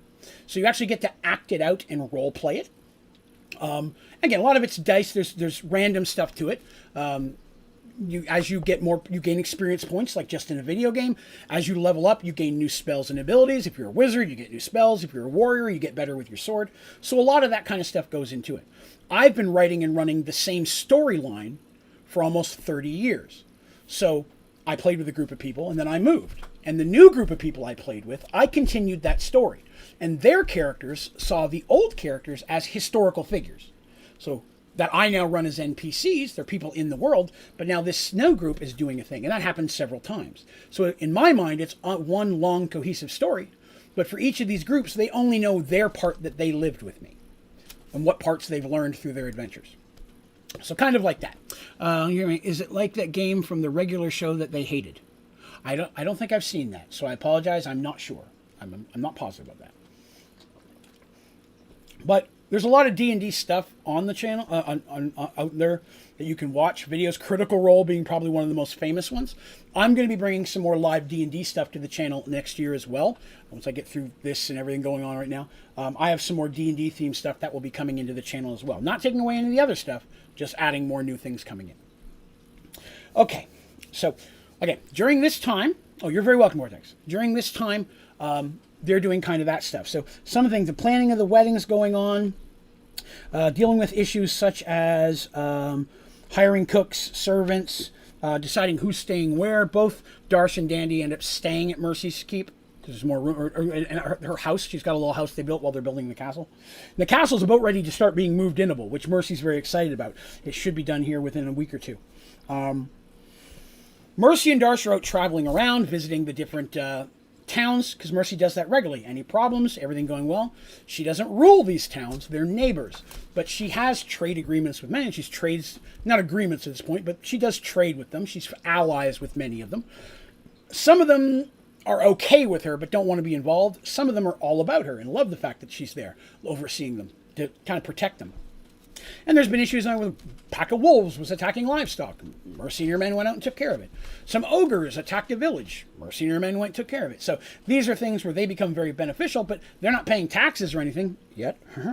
But they're still getting that benefit. So she allies with them. As they're out traveling around one of the towns, they do come across one day a couple of young boys, 115, 116. They're brothers named Dab and Flynn. Dab is the older, Flynn is the younger. They're local boys, and Mercy's run across them a couple times. They're like, we want to join your army too. They're sons of farmers, of course, that live in the area. And she's like, well, you're still a little young, but I mean, she's got people that age, but you're still a little young. Maybe down the road, just keep working for your father. You go to school, get a degree, all that kind of stuff. She doesn't want to be like, yeah, let me take you from your family, because a lot of families don't want their people doing that. But the boys, you can tell they're very enamored, not like I'm in love with Mercy, but enamored of her status-wise and stuff. And she knows that during the Battle of Moonbrook, a couple years ago at this point, they were in the city. They saw some of that battle. They didn't fight. They were younger even so then. But they were there to see part of Mercy and her friends take care of that. And this is exciting for Darsh to show back up, because no one in the area has seen Darsh since then either. So Dab and Flynn, they get to chat with them. Zach and Twill do arrive 4 days before the wedding. Okay? We're entering into a timeline now. So I'm going to start saying some numbers. 4 days before the wedding, Zach and Twill arrive. They're excited to be there, especially considering Zach flies in as a dragon, not even hiding it in Serenity. And all the workmen are like, oh God, dragon, freaking out a little bit. But as soon as they land, he transfers, and Mercy goes up, shakes his hand, and people are like, oh, that's okay then. They go back to work, whatever they're doing. But a little bit of a freak out there, because they weren't expecting that. And they arrive, they're given quarters in Mercy's area as well. They're sitting there. At this point, Mercy's starting to move into the keep. There's one wing that's pretty much done. Rooms that are more like the, what you'd call banquet rooms and such. That's not as done yet, but the personal quarters, they got hers done, and there's basically guest areas now of different caliber. right? Single bedrooms, fancy bedrooms. If a king was to show up, they've got that. So Zach and Twill, Mercy, Dandy, Michael, all of them now have moved into the keep. The only one who doesn't live there is Artemis, because she already lives in the temple. And it's like a 15, 20-minute walk, or 5 to 10-minute horse ride if needs to. So you follow? Oh, is that you following on the was that Facebook? Yes, that was a different notification. I saw it popped up. So I appreciate that as well. Thank you. I do try to throw the socials at folks. Especially the Twitter and the Facebook, those are the ones I'm most active on. All right. Now we're going to read into the story, if I may. We're not going to get to the Halloween stuff like I hoped. I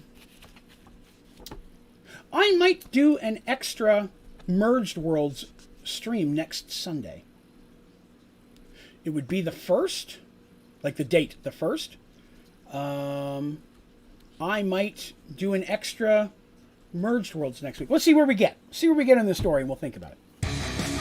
Oh. Thank you, Nick Vlogs, for the sub. I appreciate that. Thank you very much. Grab that. We just hit 9,001 subscribers. Hot damn. Wow. All right. Well, we just broke our 9,000. We are over 9,000 subscribers on this damn channel. Thank you guys so much for that. I appreciate that. I am very... Was that you put the last one in there, Nick? I appreciate that. We are on par to hit 10K by the end of the year, and that blows my mind. And we went from 8 to 9K in about 7 weeks. So we are on par. As long as we don't hit a slowdown, we keep going where we're going, we're going to hit 10K. And that's going to be... We're going to do sometimes extra special celebration for that one, for sure. Okay. Zacchaeus will show up 4 days before the wedding. Now we move into 2 days before the wedding. It is mid-afternoon, 2 days before the wedding. I just said that, but I said it again. Darsh, Mercy, Zach, and Twill are sitting in the keep's great hall, enjoying a meal. It's not finished yet, but they're enjoying there, kind of seeing the work that's being done and chatting. Thank you, Gore-Tex. I appreciate that. Enjoying a meal with some of Mercy's men. Because remember, Mercy has her knights, right? Ulrich is the big one. Quan, Seamus, and then Wade and Lars, right? That's her men at this point. That's her knights, which she calls them, her most loyal and highest skilled. Danny and Michael are down at the temple with Artemis, working on some last-minute wedding stuff. It's 2 days away, right? Suddenly, one of the workmen named Yosef comes running in. Lady Mercy, he says, a young man on horseback just arrived at the front gates. He appears to be a wizard, and he looks hurt very badly. He's asking for you and your allies, by name. We've also sent word to the temple for a healer. And, of course, immediately Mercy and friends are up. Okay, wizard. Tobias, right? Like, that's just obviously. Tobias, and he's hurt. That's a problem. So they go rushing out, and sure enough, they come across a wizard, but it's not Tobias. It's Edwin. If you remember, Edwin is his apprentice. You can tell that he's been hurt. There's cuts and such. He's burned real bad on one of his arms. His robe is charred and dirty, with blood on it. You can't even see all the wounds. He's probably been stabbed and such. He's seriously injured. It's not long after that a cleric comes up with Artemis herself, because again, same situation, hearing the message, thinking it could be Tobias. Comes rushing up. And he'd passed out at one point, but he kind of wakes up with Artemis's healing.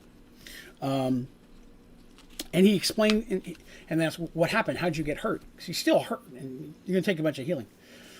But he explains that he had gone with Tobias to spy on Ormond, to kind of see what was going on there. And he said, we don't know how, but they knew we were coming. When we teleported in the middle of a field or a forest, wherever it was, they were there waiting for him. Groups of elites and dark clerics of Pandora, which is their god. They immediately were under attack, and most of the wizards were killed within minutes. I would have died for sure, he said, but Tobias cast a spell on me. Instead of healing himself, he told me to find you and cast a spell that hurtled me through a portal, and I woke up like an hour and a hour day or so away from here. I was able to. He had some coin. He was able to buy a horse from a farmer, and he came running up here as quickly as soon as he found out where he was. But he's been bleeding and sore since this happened. But he came rushing up to tell them that. So he doesn't know if Tobias is dead or not. The last thing he saw was Tobias grab him and tell him to go find Mercy, and threw him backwards, and he felt himself go through a portal and wake up in this kind of field thing. Let's see. He goes, but the other thing that he was supposed to tell him, again, he doesn't know the whole thing. He says, the other thing I have to tell you is this. Oromon has attacked Thorman. That battle has started. But that's not the worst of it. There's an army coming here to Serenity as well. Oromon has sent a force to you. Mercy, hearing this news, is a little dumbstruck for a second. And then immediately starts calling things out. Get me on knights, get my people here. I need to see my general. Starts calling in people. There's an army marching on Serenity, and Serenity is not ready for that. It's not a full-fledged kingdom. Oh, thank you very much, Nick. I appreciate that. It's not a full-built kingdom yet. They don't have a huge army. Oromon potentially does. Edwin doesn't know how big it is. All he knows is that's information that he was supposed to give. Tobias found that out because when they landed, they were attacked. And I apologize. There was a way that they knew, and I don't remember exactly what it was, but there was some type of spell that as soon as they arrived, Tobias was casting that spell, and within minutes, it wasn't like we popped in and they were standing there with an axe. They popped in, and within minutes, they were coming. Like someone knew they were coming to that area, and when they popped in, they then converged on them. So they got that information through their first spells, because they didn't plan on being there long, but then they got attacked before they could come back.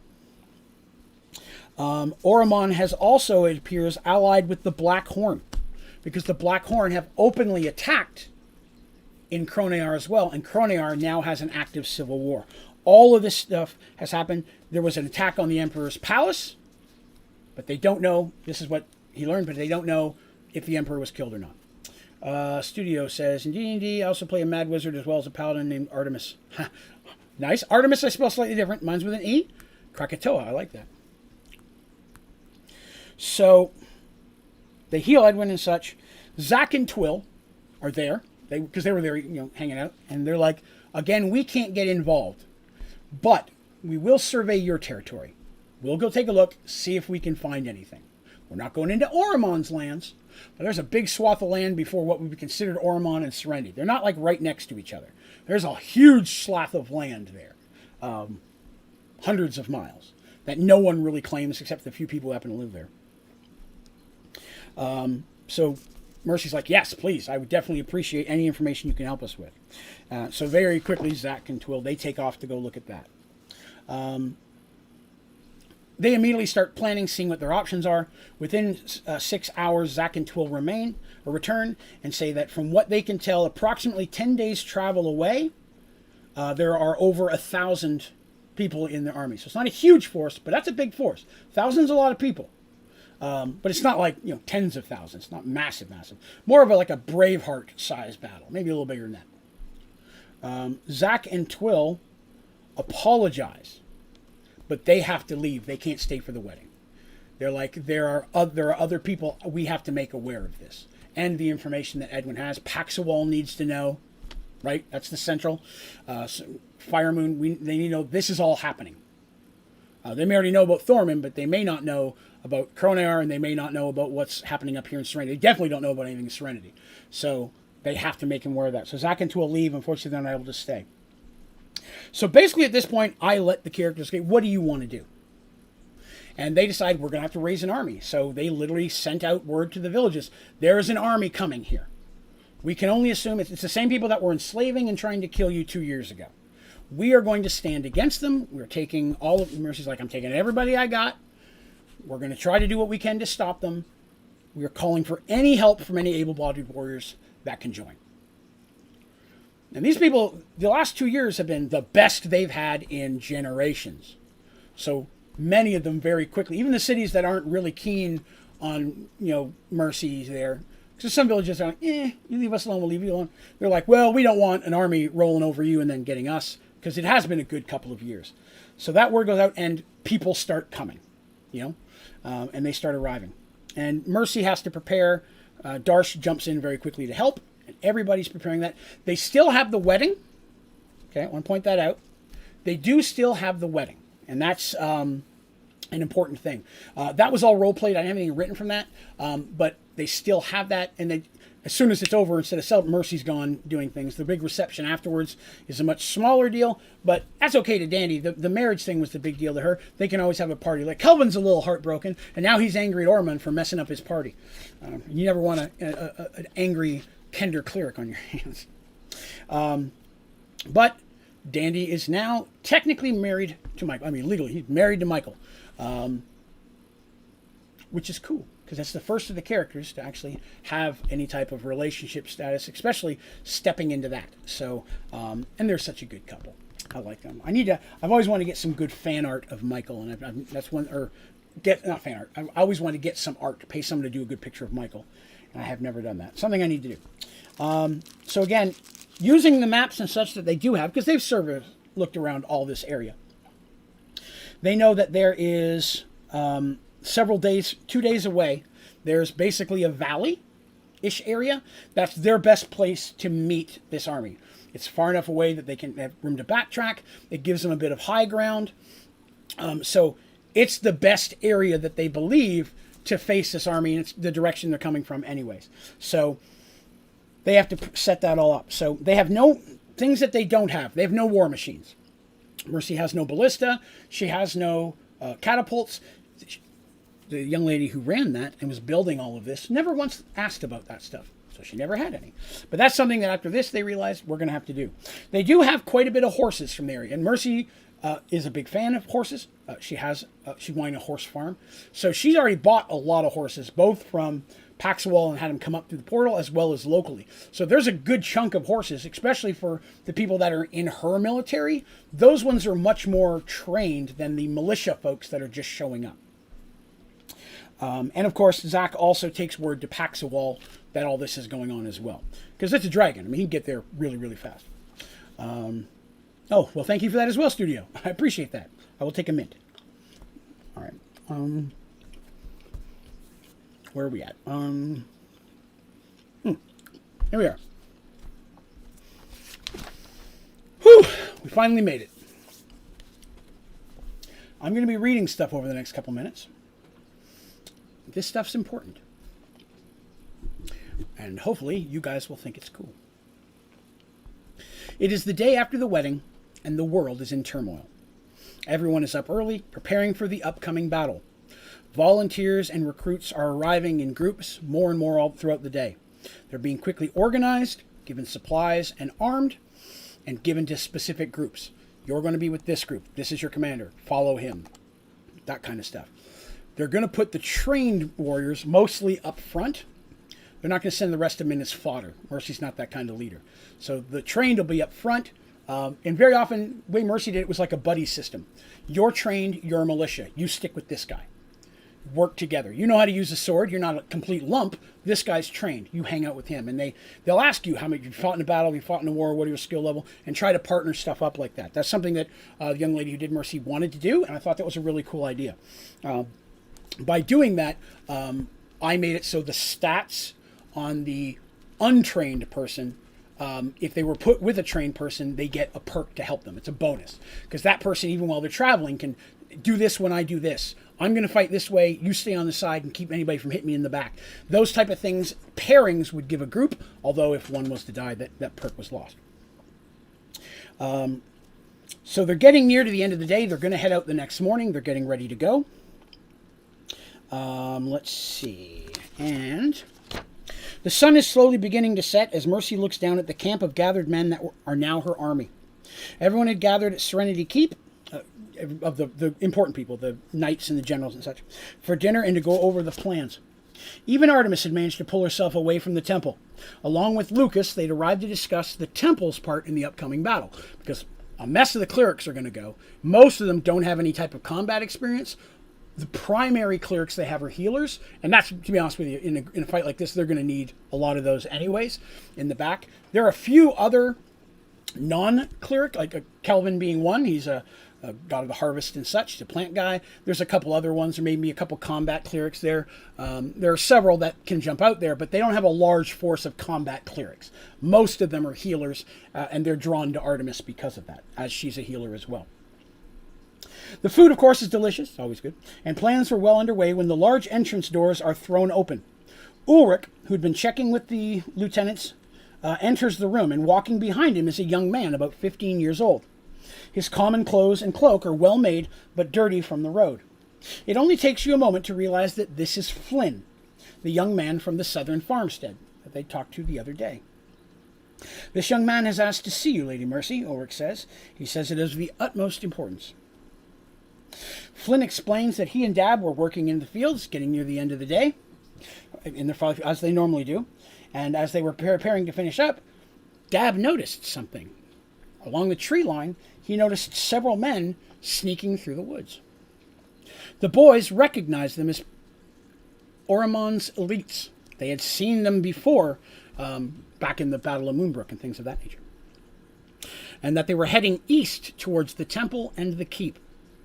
The boys knew they had to warn, and they warned Mercy, because they weren't going towards their family's farmsteads. They didn't need to warn them. They needed to warn the temple being the big one. And they jumped on their horses, which aren't the best horses, and rode as quickly as possible. Now, it's at this moment, as I'm telling this story, that somebody noticed and asked, well, where's Dabs? Here's Flynn. Where's Dabs? Flynn, trying to hold back the tears, advised that Dab fell along the way. The elites saw us and pursued. And even though we're on horses, not the best horses, we had a horse, I'm sorry. There's the two of them on a horse, with the smaller, younger Flynn in front, Dabs on the back. Dabs fell, not like fell off, was injured, attacked, and yelled at him to go to warn me. Flynn carried on.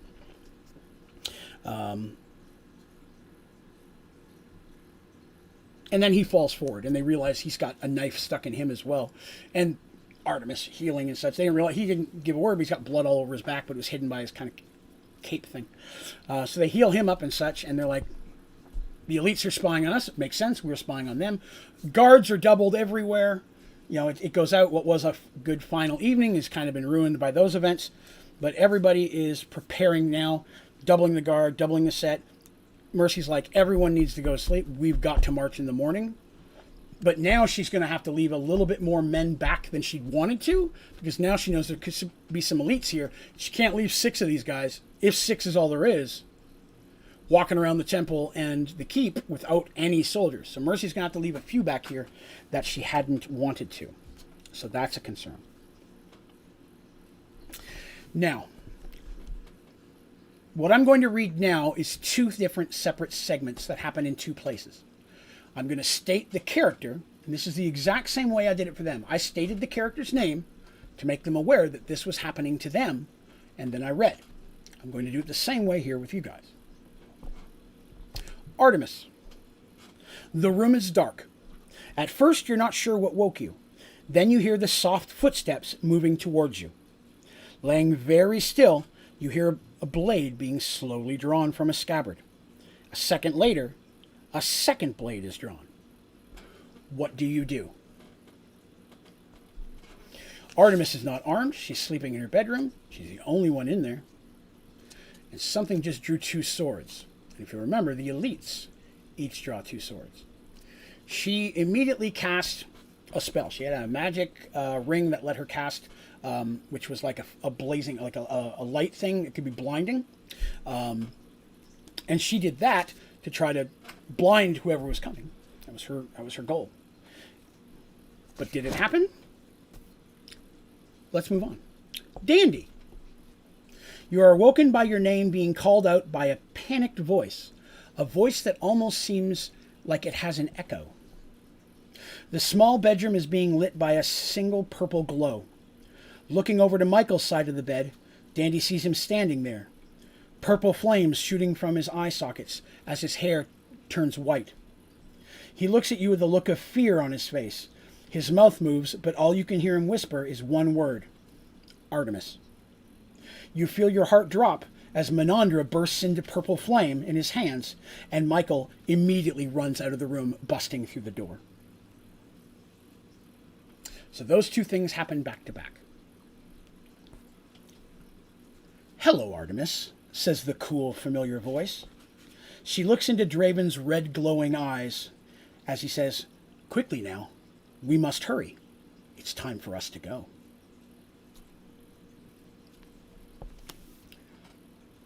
So in the middle of all that, they weren't expecting that.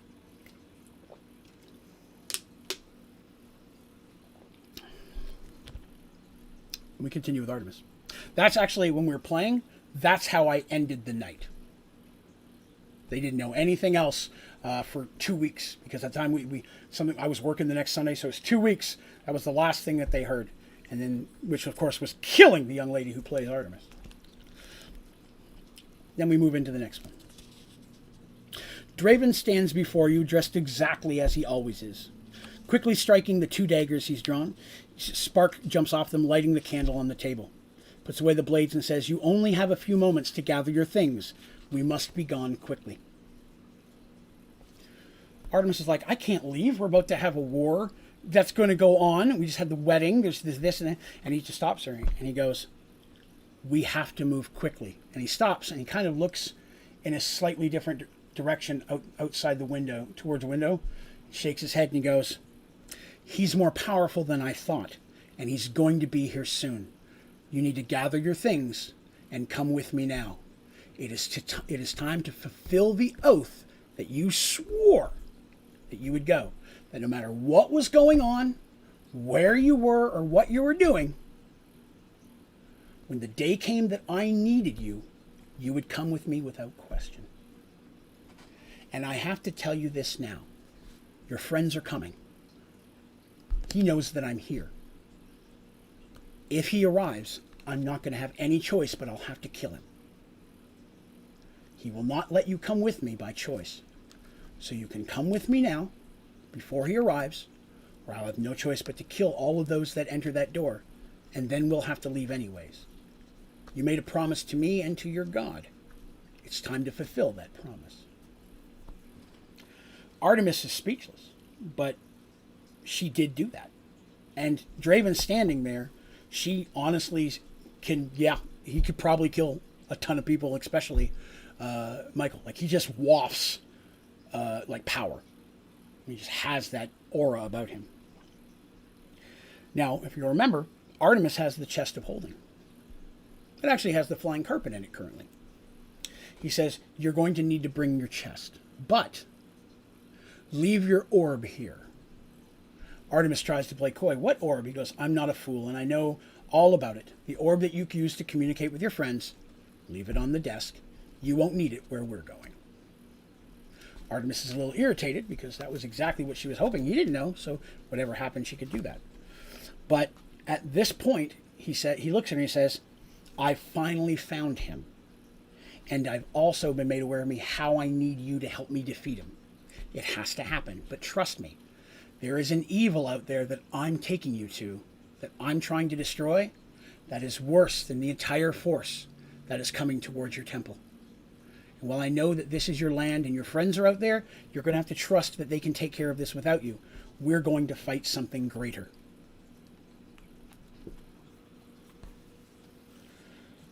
Dumbfounded, but knowing time is of the essence, Artemis can only do what she's told. She takes the orb out, sets it down, grabs some clothes, some basic stuff, and basically just chucks him in the chest, and then shrinks it up. When she's ready to go, Draven walks over to the window. Now, mind you, she's on like the 2nd or 3rd floor. This is a big place. He tells her to hold on to him very tightly, and she does, and she feels him just basically fall back out the window.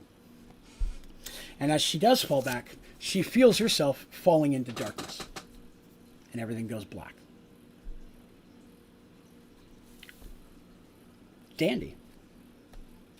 The guards at the temple entrance try to keep you from entering at first. Michael's appearance has them quite startled. But once they recognize you and you tell them Artemis is in trouble, it's only seconds before you're running through the halls with a whole contingent of Templars at your side. Running down the hall to Artemis's quarters, At the end, you see Lucas stepping up. Remember, Lucas is her head guy. He takes one look at Michael and without hesitation turns and kicks her door open. Everyone bursts into the room and begins calling out her name looking for her. But when they reach her empty bedroom with its window wide open, everyone can do anything but just stop. Dandy sees the orb sitting on the table. Lucas immediately orders the Templars to sound the alarm, to search the temple and the grounds around it. Everyone is to wake up. We have to find Artemis. Michael slowly walks to the window, placing his hands on the sill, looking out into the darkness. Of course, Lucas and the guards don't find anything. They find no tracks, nothing that would lead them out. However Draven got in, he got around every security that they had, even the magical spells that were cast to defend the temple, which there's going to be really powerful ones in the future, but there's still some pretty honking defensive spells that should have protected her chamber. He walked right in. Darsh and Mercy, of course, immediately come charging up on horses. They're made aware with Ulrich and several of the other knights. Because again, they're all supposed to be leaving in a couple hours to go fight a war. They all show up and are told what happens. Mercy freaks. She's furious. And she's not furious at Lucas or anybody in particular. She's furious at the situation. It's then that Michael speaks and says, "We can feel him. We know where he is." And they're like, "You know who?" And Michael said, "Artemis has been tainted. I knew of it years ago. Menandra could sense the touch of death on Artemis the day we met back up with you just north of here. I didn't quite understand what it was, but somehow she had a touch of death. And with her power, it would have had to have been something by choice, because she would have probably had the power to heal anything of that nature. And she's had multiple opportunities, Paxwell with Brother Bart and them, to have healing as well. So to maintain that, and he goes, and Menandra and I can sense it every time we're near her. It's very faint. But now I'm sensing a stronger version of that same aura. And I know that she's with him. I don't know who he is. I don't know anything about it. But she's with him. Well, she's like, "What do we do?" And they start talking up. Dark's just like, "Oh, maybe I'll have to go after her." And, well, maybe I should go. Lucas is like, "Well, I'm going to." And all these things, people start with this and that. And again, Michael's like, "Dandy and I are going to go after her. The rest of you are going to stay here." Lucas is like, "Hell I am." Michael, his hair flares up a little bit brighter. He goes, "None of you are going to be able to find him. As we speak, he's getting further away very quickly. The further he gets, the less I can sense him. We have to leave quickly. Artemis is not here, but you have an army marching up to here, and you are all sworn to protect this temple and these lands and these people. With her gone, Lucas, your job is to protect these people. She's not the only cleric here. And we know how important she is, but you have a duty to that. And what would she want of you? You need to stay here and protect the clerics who are about to march into battle, many of them for the first time. Darsh, we'd love to take you as well, but to be honest, with your size, it's going to be hard for you to keep up. Unfortunately, she has the damn flying carpet, so we can't follow her that way. I'm going to need horses and some basic supplies. But Dandy and I, this is what we do. We're going to find him, I'm going to kill him, and I'm going to bring her home." It's a little bit of arguing and such at first, but it's only half-assed because they all kind of know he's right. There's not much that can be done. They're literally supposed to leave in the next couple of hours to go fight their first war for any of these people. Darsh on the battlefield, that's a horrendous boon. Darsh might as well be 20 regular overtrained warriors. Darsh is going to walk in there, and he's got magic items and weapons and such. He's going to trash that place, or the army. I mean, he's invaluable here. But running through wherever to try to find Artemis, not so much. Michael even seems slightly hesitant in taking Dandy, but he also knows there's no way in hell he's going to get to go without her, because she's just going to follow him anyway. So he's intelligently enough just says, "Dandy and I will go." Quickly, Mercy then starts calling for supplies. Dandy and Michael go back to their rooms, and they put on their gear. And when I put them in their gear, I mean they put on their undead hunting gear, because they're now on a hunt again. They get all of the stuff that they need, and they pack up. By the time they come out, Mercy has horses for them, food, supplies, all strapped on. Michael and Dandy hop on. Michael turns and looks at Mercy and goes, "I will bring her home. But take care of your kingdom." And without another word, they take off. The purple flames of his eyes still flaring, and Menander strapped on his back, still glowing. They take off to the east, the opposite direction of where the war is going to be.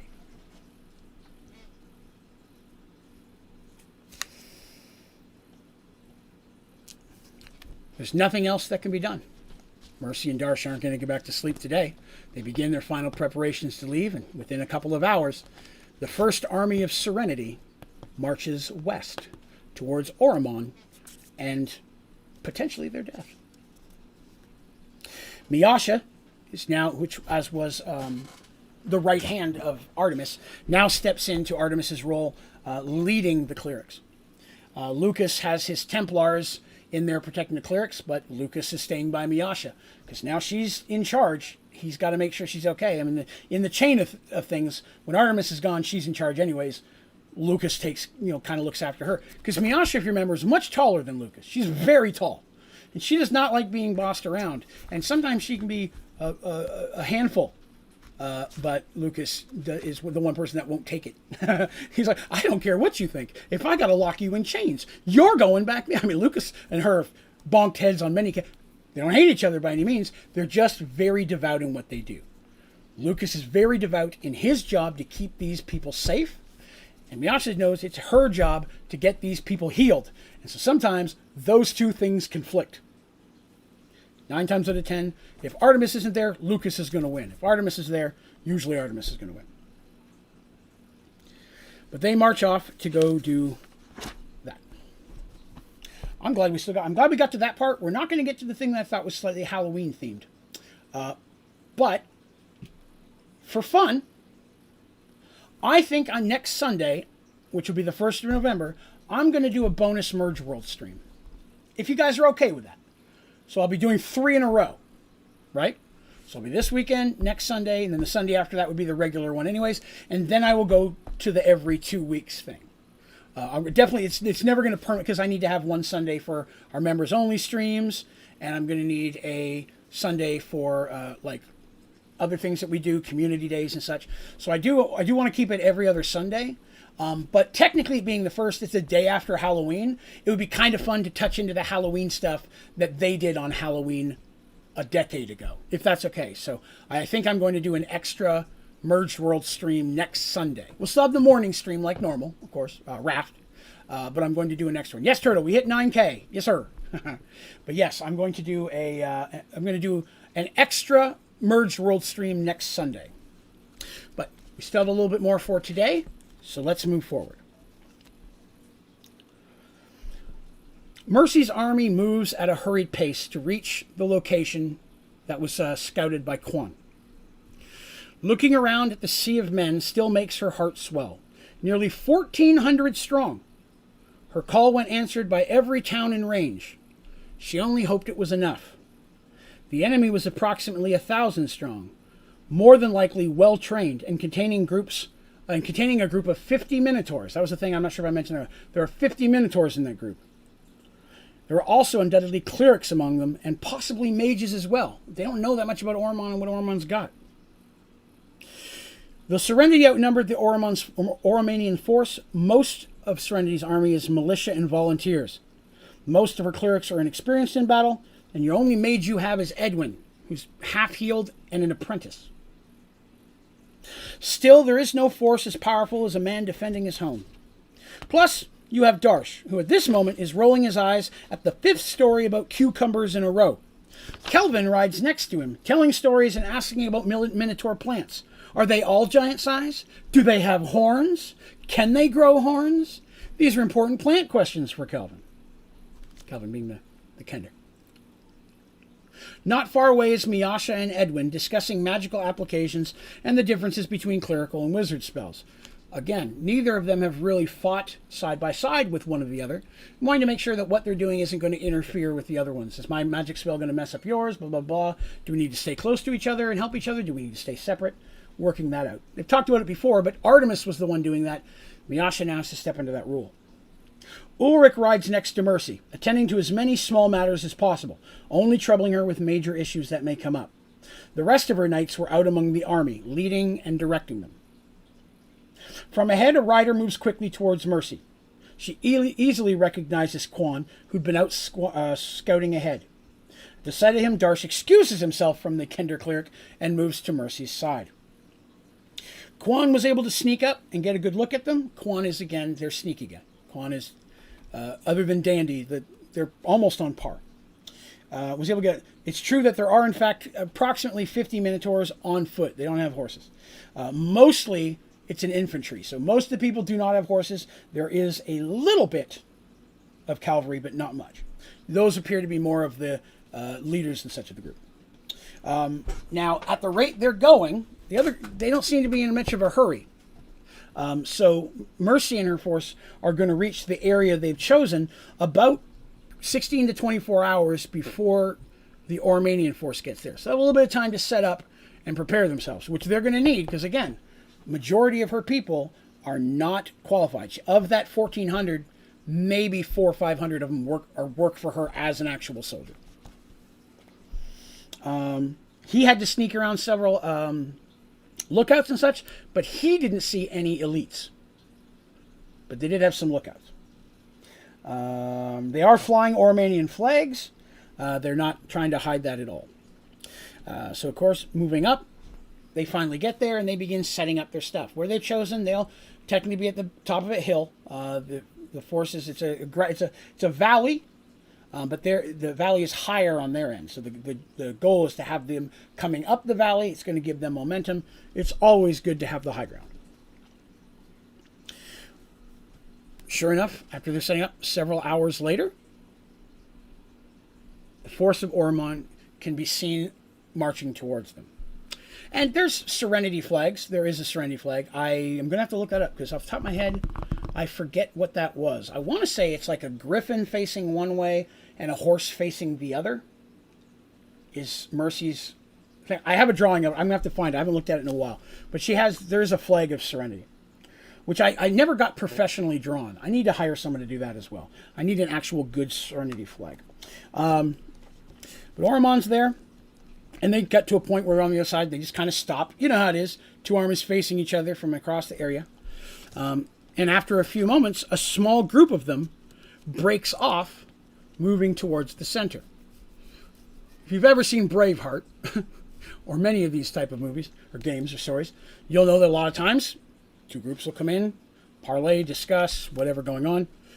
Mercy, seeing this, knows that's what this is, and she'd hoped for something like this, because maybe this doesn't have to be a bloodbath after all. So she moves in with her. She moves in with Ulrich by her side, and Quan carrying a flag of Serenity, because one of their people is a flag bearer as well. And Darsh goes with her as well. They do not take a cleric. Miasha, at first, Artemis had wanted to go, and they said, no, it's best that they not see how many clerics we have, especially since most of them are healers. They will target you first. And Mercy's like, and I'm keeping you guys as far away from them as possible, because you will be their first target. If we had mages, them too, but the clerics, they're going to come after you first. I need you guys in the back as much as possible, other than the few combat clerics, which they have their own duties. They do go up there, and they get there, they get across. They're still like 10 feet apart when they stop. And let's see here. Here we go. The gentleman who does come up has someone bearing a flag and is flanked on each side with an elite. So all these are on horses, as are Mercy and Darshan. So everybody's on horses, march up. So there's the bad guy with two elites one on each side, and then behind him a flag bearer. He introduces himself as Commander Warwick of the 12th. I must say, when I first heard the reports of your force coming towards us, I was quite surprised. I'd not thought you'd have put something this elaborate together so quickly. You do have my sincerest gratitude. You've added a few minutes of amusement to what was going to be a very boring campaign. Now, does that sound like somebody who wants to make a deal?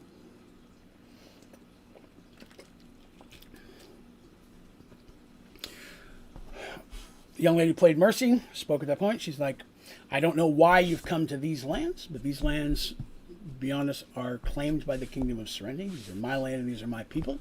I would ask that you turn around. Clearly, this is some kind of mistake. Being a little arrogant. And I would ask you to turn around and take your force back to your own lands. Oh, but you don't see, these are our lands. We claimed them years ago. After the merge happened, we found these lands were without guidance and leadership.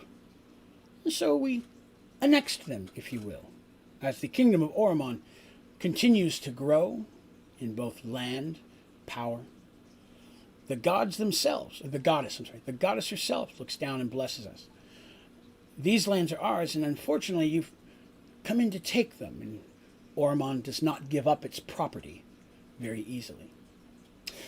And at that point, it's the implication, and thankfully the young lady playing Mercy got it. The property was not the land, the property was the people. If you'll remember, they were slavers. They were enslaving them and murdering them and such of that nature. Which Mercy's completely against that stuff. Mercy does not tolerate that thing at all. And so the commander goes, but I can see you're not smart enough to to concede this battle. And so we're going to have to destroy the most of you. Know that, at least for a short time, you've put a smile on my face. And they turn around and head on back. The guy clearly knows Mercy's not going to take a stab at his back. They've obviously done some type of recon and know this much about her.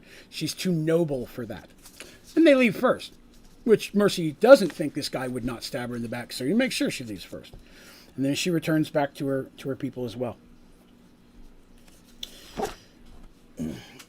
It was at this time we did our first army battle.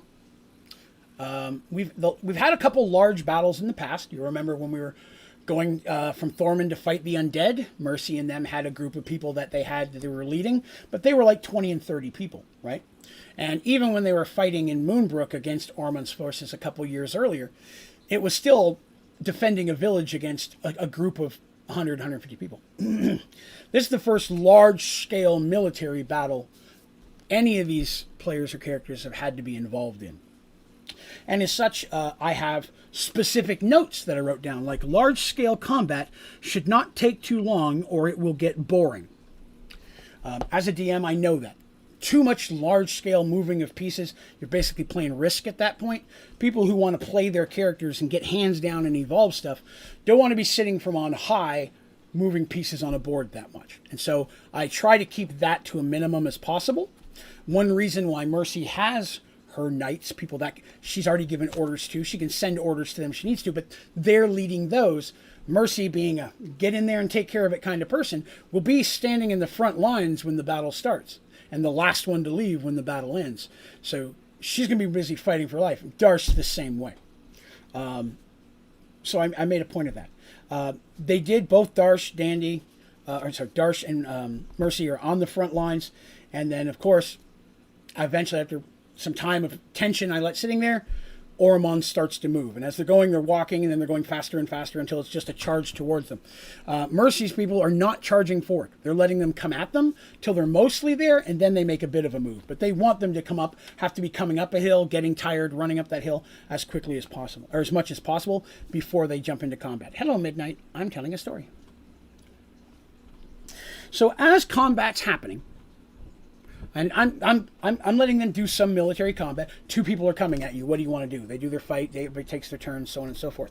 And everybody, of course, on the battlefield ends up partially getting split up. But I'm going to read to you several snippets that happened during battle. So as they would do some stuff, I would pause and say, this is what you see or this is what you hear. As you fight the opposing forces, there are several times when your opponents appear to be inhibited by plants and vines, like they're tripping over them, which seem to be snaking around and wrapping their ankles up and tripping them. At one point, you manage to see Kelvin hop over several Oromonian warriors as huge thorny walls surround them. I had mentioned before that Kelvin, the silly little Kender cleric, is the third most powerful cleric in that temple, after Miasha and then Artemis. Dude's no slouch. He's a plant guy. He's using thorn whips. He's got thorn hedges. He's having the plants tripping and grabbing and moving under their feet. He was very, very useful in this fight, more so than the healing clerics, because he was able to just mess up and separate troops and such by throwing up thorny walls in the middle, having to hack through those, people having to go around. He was a nightmare for Oromon to deal with. The enemy archers seem to be taking aim at your lines of healers. So their archers have moved close enough that they're now shooting uphill trying to get to the archers, or to the clerics. Most are too far back to be in range, but at one point you see Miasha's tall frame too close to the lines of combat. Your heart drops as you see a well-aimed arrow heading straight for her, but at the last second Lucas appears, battling at his side with his shield, and then covering her retreat, nearly pushing her over to get her up the hill. Get, you're too close, get. A few moments later, Darsh hears a sizzling pop noise behind him. As he glances back, he hears the noise again as a small bolt of energy knocks down the Oromanian soldier that was about to attack him. As Darsh runs his sword through the falling man, he sees Edwin's already casting a spell. So Edmund's doing what he can, zapping people, helping Darsh staying back, casting spells. And then Mercy is locked in combat with two Oromanian soldiers. As she dispatches the first, she notices that there are more of the enemy in sight than allies. She parries the second soldier's sword and rams her shield into his face. She can feel and hear bones crunching as he falls backwards. Suddenly Ulrich is by her side, assisting in batting away another blade. We're being driven back. Our losses greatly outnumber theirs. Our men are being slaughtered. Looking around in the brief respite that they have, what he says is true. Oromon is going up the hill, and the more bodies are hitting the ground from her side than from theirs. Hundreds are already dead. This is to Mercy. Your men are falling quickly, and it's obvious the well-trained Oromanian military is too much for the militia. You can see that that your trained soldiers have fared better than the volunteers. So the trained soldiers are doing pretty well. There's just so many basically untrained people. As you attempt to hold the lines, the Oromanian army slowly begins to flank you. There is no way you are going to be able to stand against them. And Mercy gets that at this point. Like, they're starting to come around us. They're flanking us, and now we're having to protect on both sides. And of course, I step in. Mercy starts trying to yell for a retreat. That's what the young lady did. Try to pull back, gather forces together, surround the clerics. That's her big thing right now. Let's get around the clerics and keep them in the middle as best we can. And then suddenly, about that time, a huge ball of fire flies through the air, and it comes down nearly in the center of the Oromanian forces.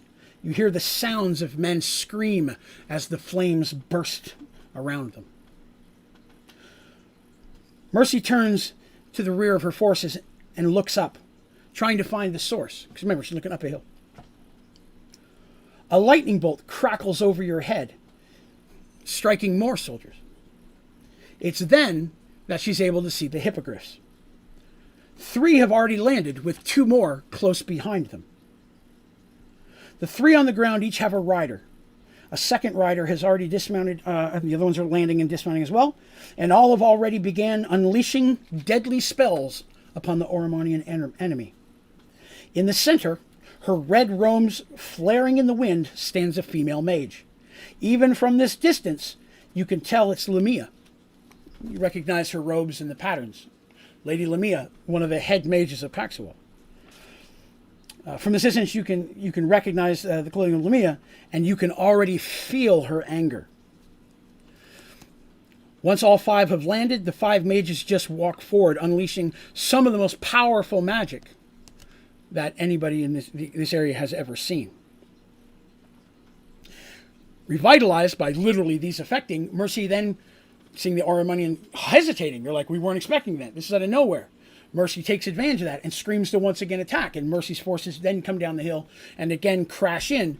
And, you know, because it was still fighting, but now it's a bigger clash and it's going in again. Fighting their way in eventually, as more people are screaming, Mercy gets lost in the enemy and she's fighting. And then suddenly she finds herself in a bit of a clearing. Soldiers have pulled away from her, and she looks around, and standing across from her is, did I say commander or general? Commander Warwick. His large two-handed sword in his hand. You can tell that he's angry. This wasn't supposed to be like this. He's already lost way more people than he should have to these farmers and upstarts. And this young woman in front of him, barely coming up to his shoulders, is the one causing him these troubles. So Mercy had a one-on-one fight with Warwick. Now, the battle went really, really well for Warwick at first. Mercy had already taken a chunk of damage from just the regular combat, where Warwick had stayed out of combat, because, you know, he's a general, why would he? Commander. But he's now stepped in a little bit of fresh, and he was no slouch. He had some skills, and was able to fight them. And then again, as he's fighting them, the two elites then appear and started coming in as well. And it's about to be Mercy against him and the two elites. And at that point, she knows she's in trouble. But at that same moment, because they were standing back letting Mercy do her thing, Quan and Ulrich don't think so. And Quan and Ulrich then pop up, and each of them take an elite. So it basically becomes a 3-on-3 fight at that point. Quan and Ulrich, again, the most trained in actual combat. Ulrich and Quan both being involved in large battles. They're probably people who have experience. Ulrich was a young squire, but he's been in large battles. And Quan, no one knows his true history, but he served a lord in a pretty high rank. He's probably been in some battles. They're able to dispatch of the elites, while Mercy is wailing on Warwick. And finally, Warwick starts to take a beating. And his sword goes flying from his hands. And he reaches and he pulls out a long dagger. But at that moment, several of his men grab him and start pulling him back. And he's looking around why, and he can see that his men are retreating. The spells that are still being unleashed from those wizards are more than the clerics they have. And Oromon has no wizards. This is the first time that they've really done anything with Oromon. And while there are multiple clerics casting spells, there are absolutely no mages as part of their forces. That's important. It was something I made quite apparent to the characters, so they remembered that.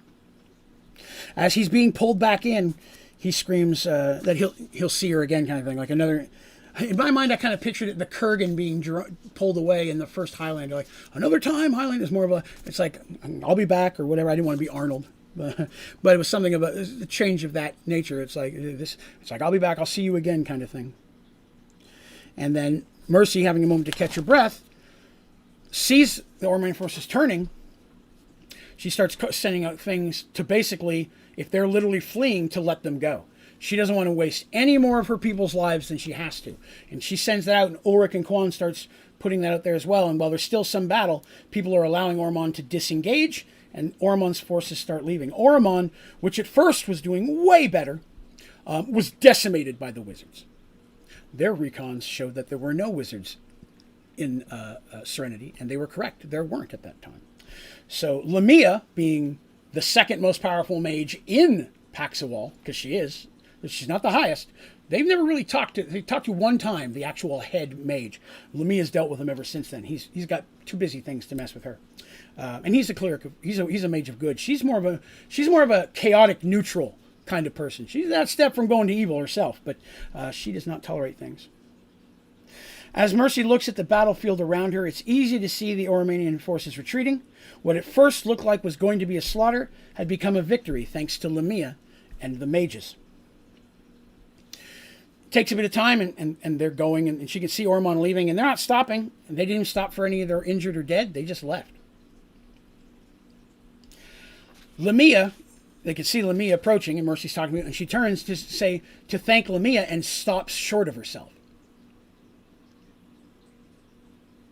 Dumbfounded.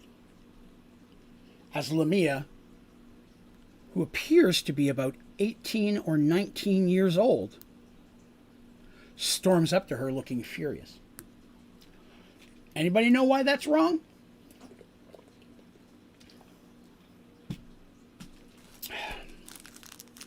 When last they saw Lamia, she was in her late 60s, early 70s. She's been around a long time. That's why she's so powerful. But the young woman walking up front could be her daughter or granddaughter at this point. But when she speaks with the same voice and the same firmness of convictions as she walks up to Mercy, looks her square in the eye, and says, "Bring me prisoners. Bring me clerics especially." And then turns and walks off and walks towards one of the tents that was set up.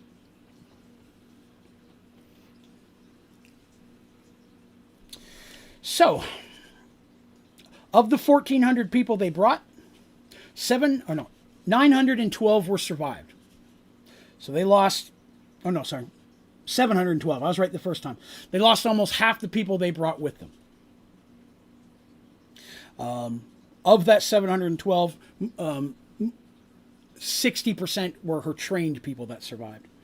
Of that, 447 of them have some kind of injury. Most of the enemy is slain. There were several survivors laying on the battlefield, including 2 priests. Lamia has them brought to her. She just starts telling soldiers what to do, and they're like, well, we don't know what we're... These are volunteers, right? This powerful maid showed up and saved your bacon. She goes, bring me that dude. You do that, right? Mercy's not in that area to tell him not to. Soon Ormon's people are out of sight. The survivors are gone, are marching as far out of sight as they can. And then I read this. Yes, I know, Kitty. It's very exciting. Already the scavenger birds fill the air. The battlefield itself is also full of movement, as people search for survivors and loot the dead. The weapons and equipment of the Oromanians is excellent quality, and anything salvageable is being taken. Lamia and the mages are all inside the large tent, along with the captured clerics and Edwin. Thankfully, the screams had finally stopped. Quan, who had been relatively following to make sure no one was doubling back, verifies that Oromon is definitely heading back to Oromon. They're not, no one's looping back, getting more forces or any of that. They're on a straight path back.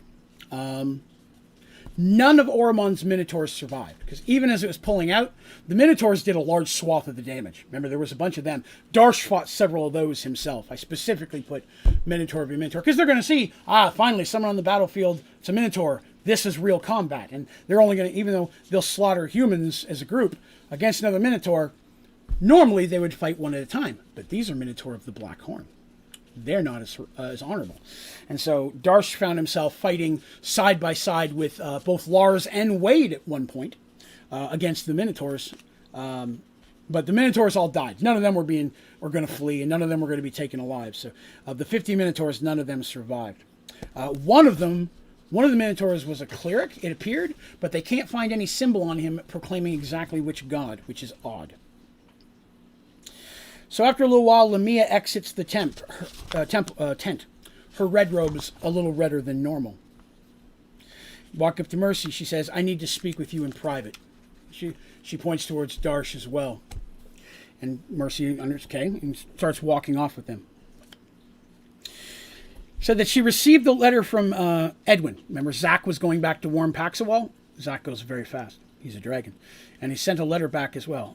Teresa says, "Understand this much better now. I'm up to episode 14. Great. Well, excellent, Teresa. I'm glad it's making sense for you." Where's it here? Where's her letter? Oh, here it is. So she received Edwin's letter, and she came as soon as possible. As soon as she found that the mages, especially Tobias, what had happened, she came in.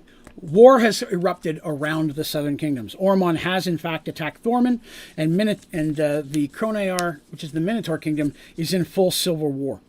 Paxawal is also involved in a sea battle, trying to protect their borders as well. In a way that they're trying to send men to Thorman to help. Arduel is also sending men. That's King Christopher. And remember, they're east, so they have to go all the way past. East have to go all the way past Paxawal to then get to Thorman. But Arduel is sending troops assisting as well. Firemoon is sending forces down, but they're all coming by land. There is Realm, but he doesn't have a Realm Gate key.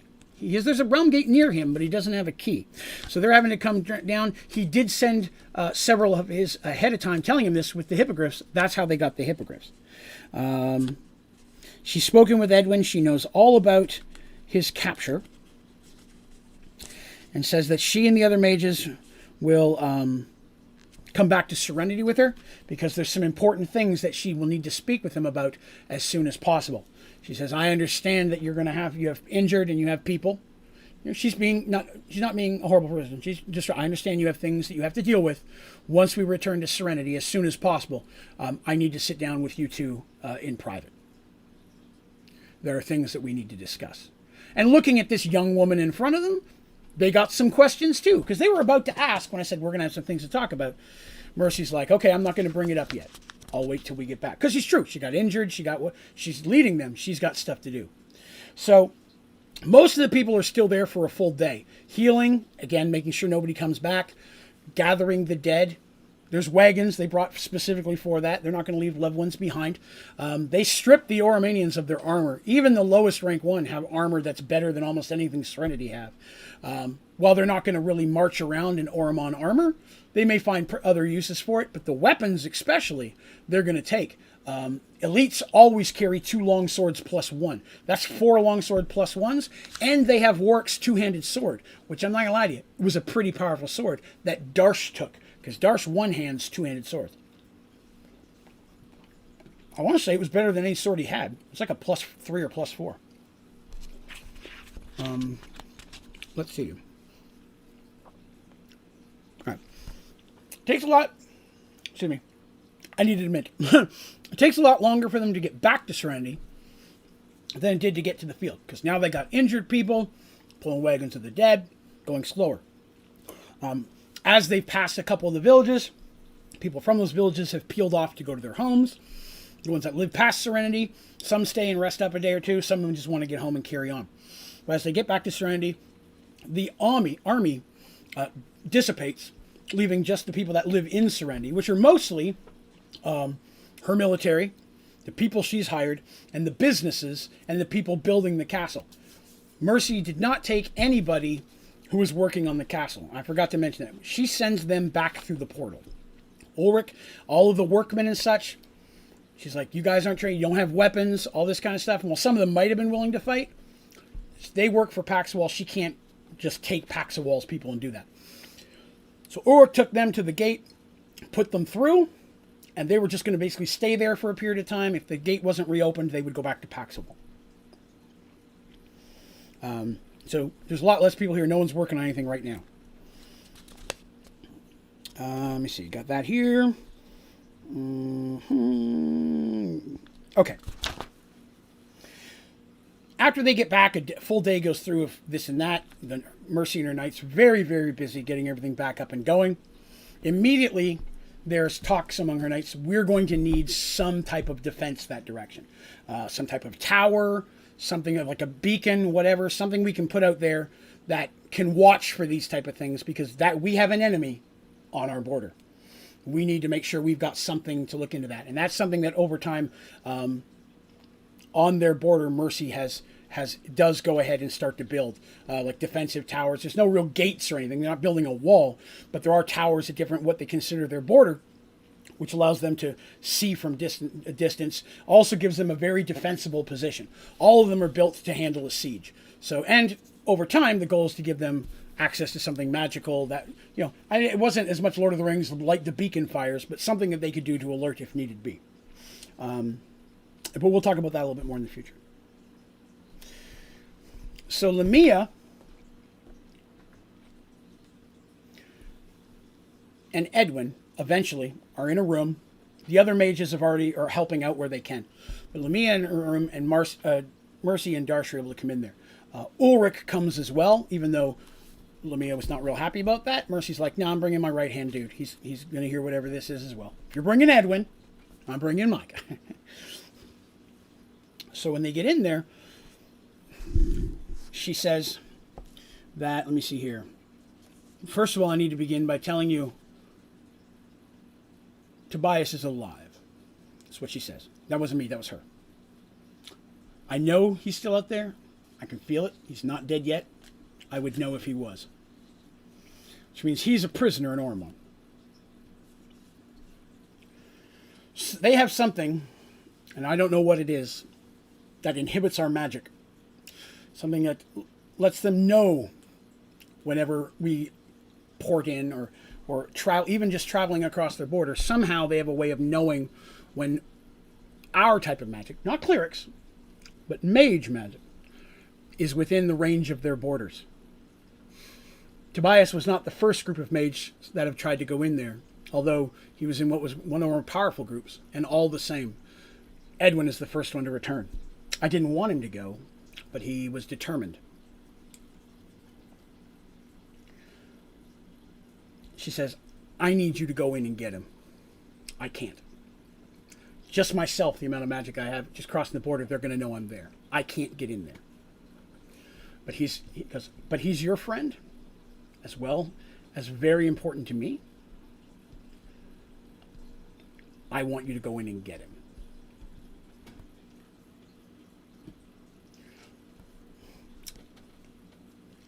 Mercy didn't play around. Lamia is the type of person just lays it on the line. Mercy knows that. And Mercy goes, he seems a lot more important to you than the average mage. And you want to tell us why that is? And he's points at her face. Lamia gets a little irritated that she's so blatantly asked, then comes down and says,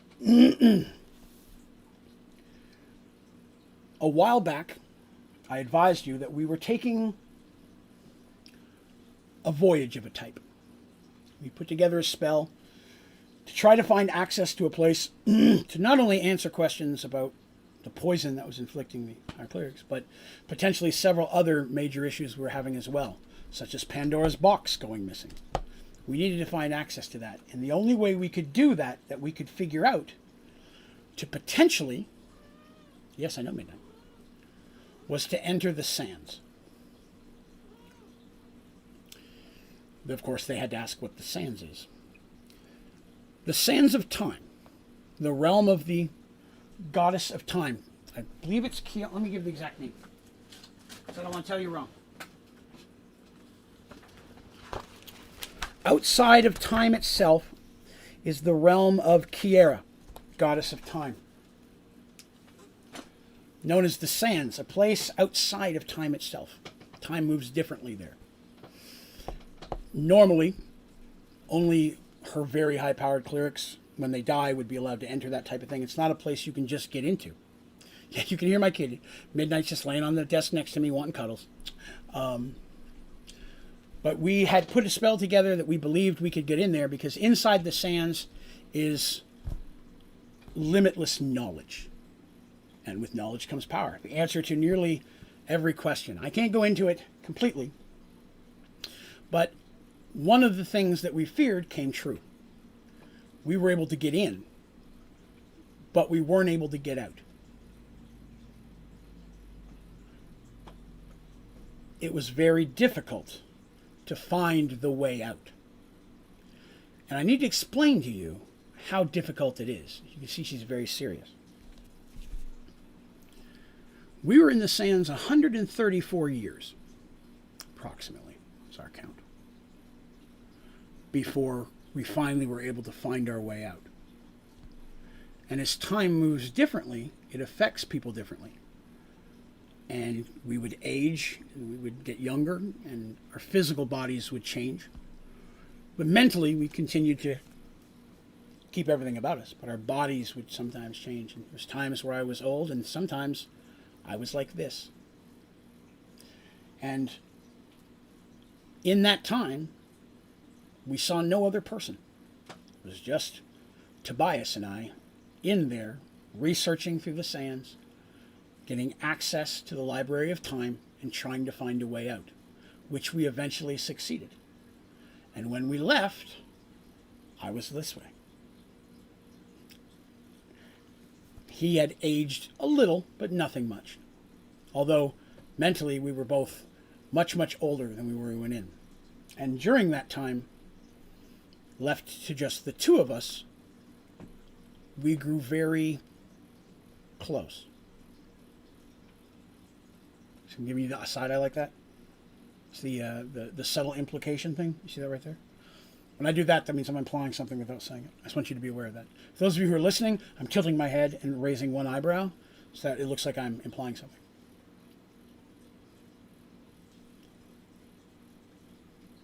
So, Tobias is dear to me, and I must have him saved.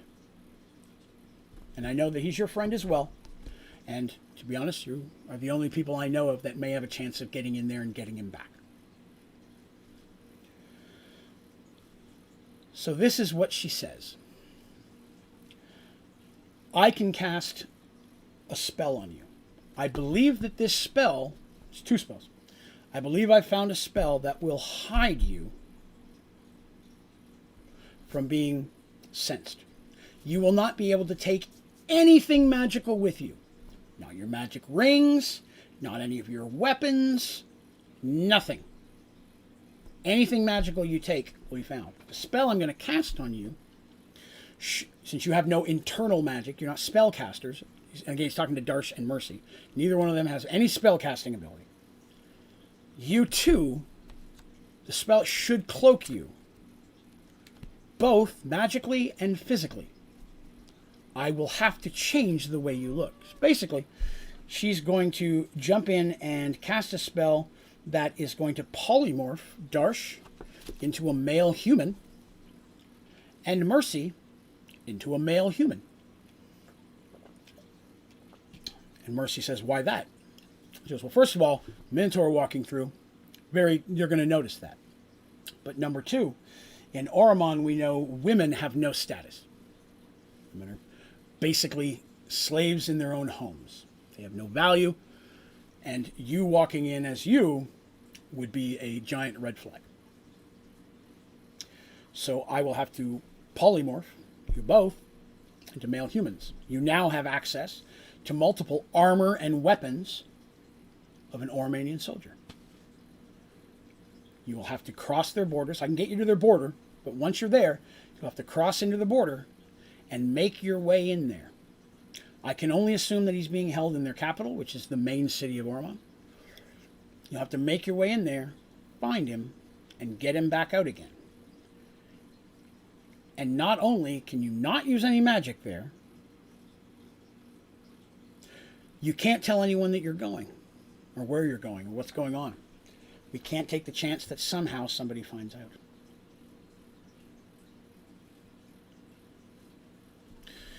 Mercy and Darsh see the logic of what she says, but they ask, are you sure this spell's going to hide us? She goes, I have no reason to believe it will not. It's a spell that we found recently. It's not something that would have worked on Tobias as a spellcaster. He's going to radiate magic normally anyways. But someone such as yourself, it should work perfectly fine. It's a spell that we found in the sands. A spell that's, I believe is more powerful than whatever they have that's hiding it. Ulrich is like, I don't think so. There's no way we can just send these 2 in by themselves. Number 1, how do we explain, hey, the head of this entire kingdom who just led us an army just disappeared with her buddy? Number 2, the 2 of them walking in there alone with however many hundreds, if not thousands upon thousands of Oromanians, that's too big of a risk. I mean, I understand Tobias is a friend. I want to help him too. But it's not going to help if we're just sacrificing 2 more of our allies. So there's a debate, and they had a conversation. And I was playing Lamia, and I was playing Ulrich, and I was arguing against myself so I could say the pros and cons from each point of view. And after thinking about it, both Darsh and Mercy decided that they were going to go. But Ulrich insisted that he go as well. And Mercy said no. And Ulrich, you are my most trusted advisor and my friend. I am putting Serenity into your hands while I'm gone. While I'm gone, you will basically run this place in my stead. If more soldiers come to attack, you have to lead the army against them. I trust you. You have to be here where I need you to do your best work. He's not happy about that, but again, he's being told by his lord a specific thing. He goes, then take Quan. Quan is also trusted, and where you're going, you're sneaking in. That's what he does. he could be a great asset to you. At least I know you'd have someone in there. Besides Darsh, have someone else in there watching your backs. I know you guys are capable, but someone else watching your back. Lamia goes, I could cast a spell on 3 of you. That would be doable. But again, can't take any magic or we're just wasting our time. A little bit more discussion, and they decide they're going to ask him. They're not going to tell him he has to, but they'll ask him if he wants to go. And if he accepts, the 3 of them would leave relatively immediately on a secret mission. No one would know. Lamia would teleport them outside of the keep, close to Ormon's border, where they'd have to travel the rest of the way on foot. They'll also have to make arrangements for some basic supplies and to find armor and such that's going to fit them in their new forms. They put the plan into action. It takes about a day. They do tell Lucas what's going on, and Miasha. That is the 2 people that they do want to make sure that they know. And they tell the rest of Mercy's knights, because she trusts them. This is what's going on. They all want to come along. And she's like, no, I need you here. We just fought a war, and I don't know if it's the last one. We have thousands of lives around us that it falls upon us to protect. We've sworn to do that, and that has to be the priority. I'm going to help someone else that's helped us in that many, many times. Tobias has helped us against these forces, and he is our friend. But I cannot take all of you. I need you here protecting Serenity and the people around it. None of them are happy about it, but they accept it. Yes, Midnight, none of them are happy about it. They don't like it at all. You're walking on the book, dude. I can't read. I'm at the epic point, and I can't read because you're stretching on the book. You silly goof. So they put the plan into action. They find gear that'll work. Quan, they're just basically changing him so he doesn't look Asian. Mostly because that's not in Ormond. That would stand out as well. Mercy and Darsh, they both have got some challenges ahead of them. Darsh has never been a human. Everything gets bigger. Because even though Darsh is a really big human, he's still not a huge minotaur. And he doesn't have his horns anymore. Weapons seem bigger to him. Things are colder. There's a lot less hair in his life. You just, hang on. The kitty just plopped down on the book and the keyboard. Buddy, you can't do that. Here you go. I got you. He's literally just plopped down on the keyboard. So if anything popped up weird, it's his fault. There you go, buddy. But Mercy has the biggest change. I'm sure some of you can imagine. Mercy's got some physical parts she didn't have before, and some physical parts are gone. This is a very strange day for her. She takes part of that day. They cast the spell to change them before they teleport out, so they can make sure the right gear's fitting them and such. And they take that gear, and they take Ormonian weapons, none of the magical weapons, just regular weapons from the field. Because they know which ones are magical weapons. Lamia and Edwin can cast detect magic and find out which ones are magical. They know that. So she wishes them well. Mercy has to leave her ring that teleports her Morningstar to her hand. They have to leave their teleport rings that would let them just teleport back to Paxawal. None of their magical weapons, none of their magical gear, none of it. They are walking in almost the same way they were the day they woke up from being dead, except they've actually got a couple weapons and armor. Thank you very much, Demon Eyes, for the follow. I appreciate you subscribing. Thank you for coming by. So, let me cast that teleport spell. She goes through with them. She's standing at the edge. She's like, I can't go any further. From what we've learned, this is as far as I can go. Any beyond this, they'll be able to sense me as well. I wish you luck. And I wish you a speedy journey. If there's anything we can do to help, if there's anything you can get a message out to us, please do. But at this point, the only people I'm going to tell that this is going on is the head mage at the mage thing and your friend, the 3 clerics. I'm going to tell them. But no one else will know that you're in there. So I'll be honest, there's not really anybody that's going to be able to come in and help you. No, there's no rescue mission for you. There isn't anyone else we can send. If you fail, that's it. Mercy and Darsh understand. They accept those chances. and Quan too, because all three of them are there. And looking at each other and looking at me, they nod goodbye, and the three of them turn west, southwest technically, and begin their long trek into Oromon, the home of their enemies. And that's where we're going to stop for today. Run at 2 hours and 40 minutes, right about the right time. Let's do a quick roundup. Artemis is gone. Disappeared with someone we haven't seen in a while. Michael's able to sense him, and he and Dandy are chasing after them. Half the party went east. Mercy and Darsh and their allies successfully survived a battle thanks to their mage friends from Paxawal. And now they're having to sneak in, polymorphed as 3 human dudes, to try to find their missing friend Tobias, a wizard. Just Billy123, I just joined. Well, thank you very much. I'm glad to have you. One group heading east, one group heading west. Far away each other and both towards danger. And this was the first real time that I ever split them up for adventuring purposes.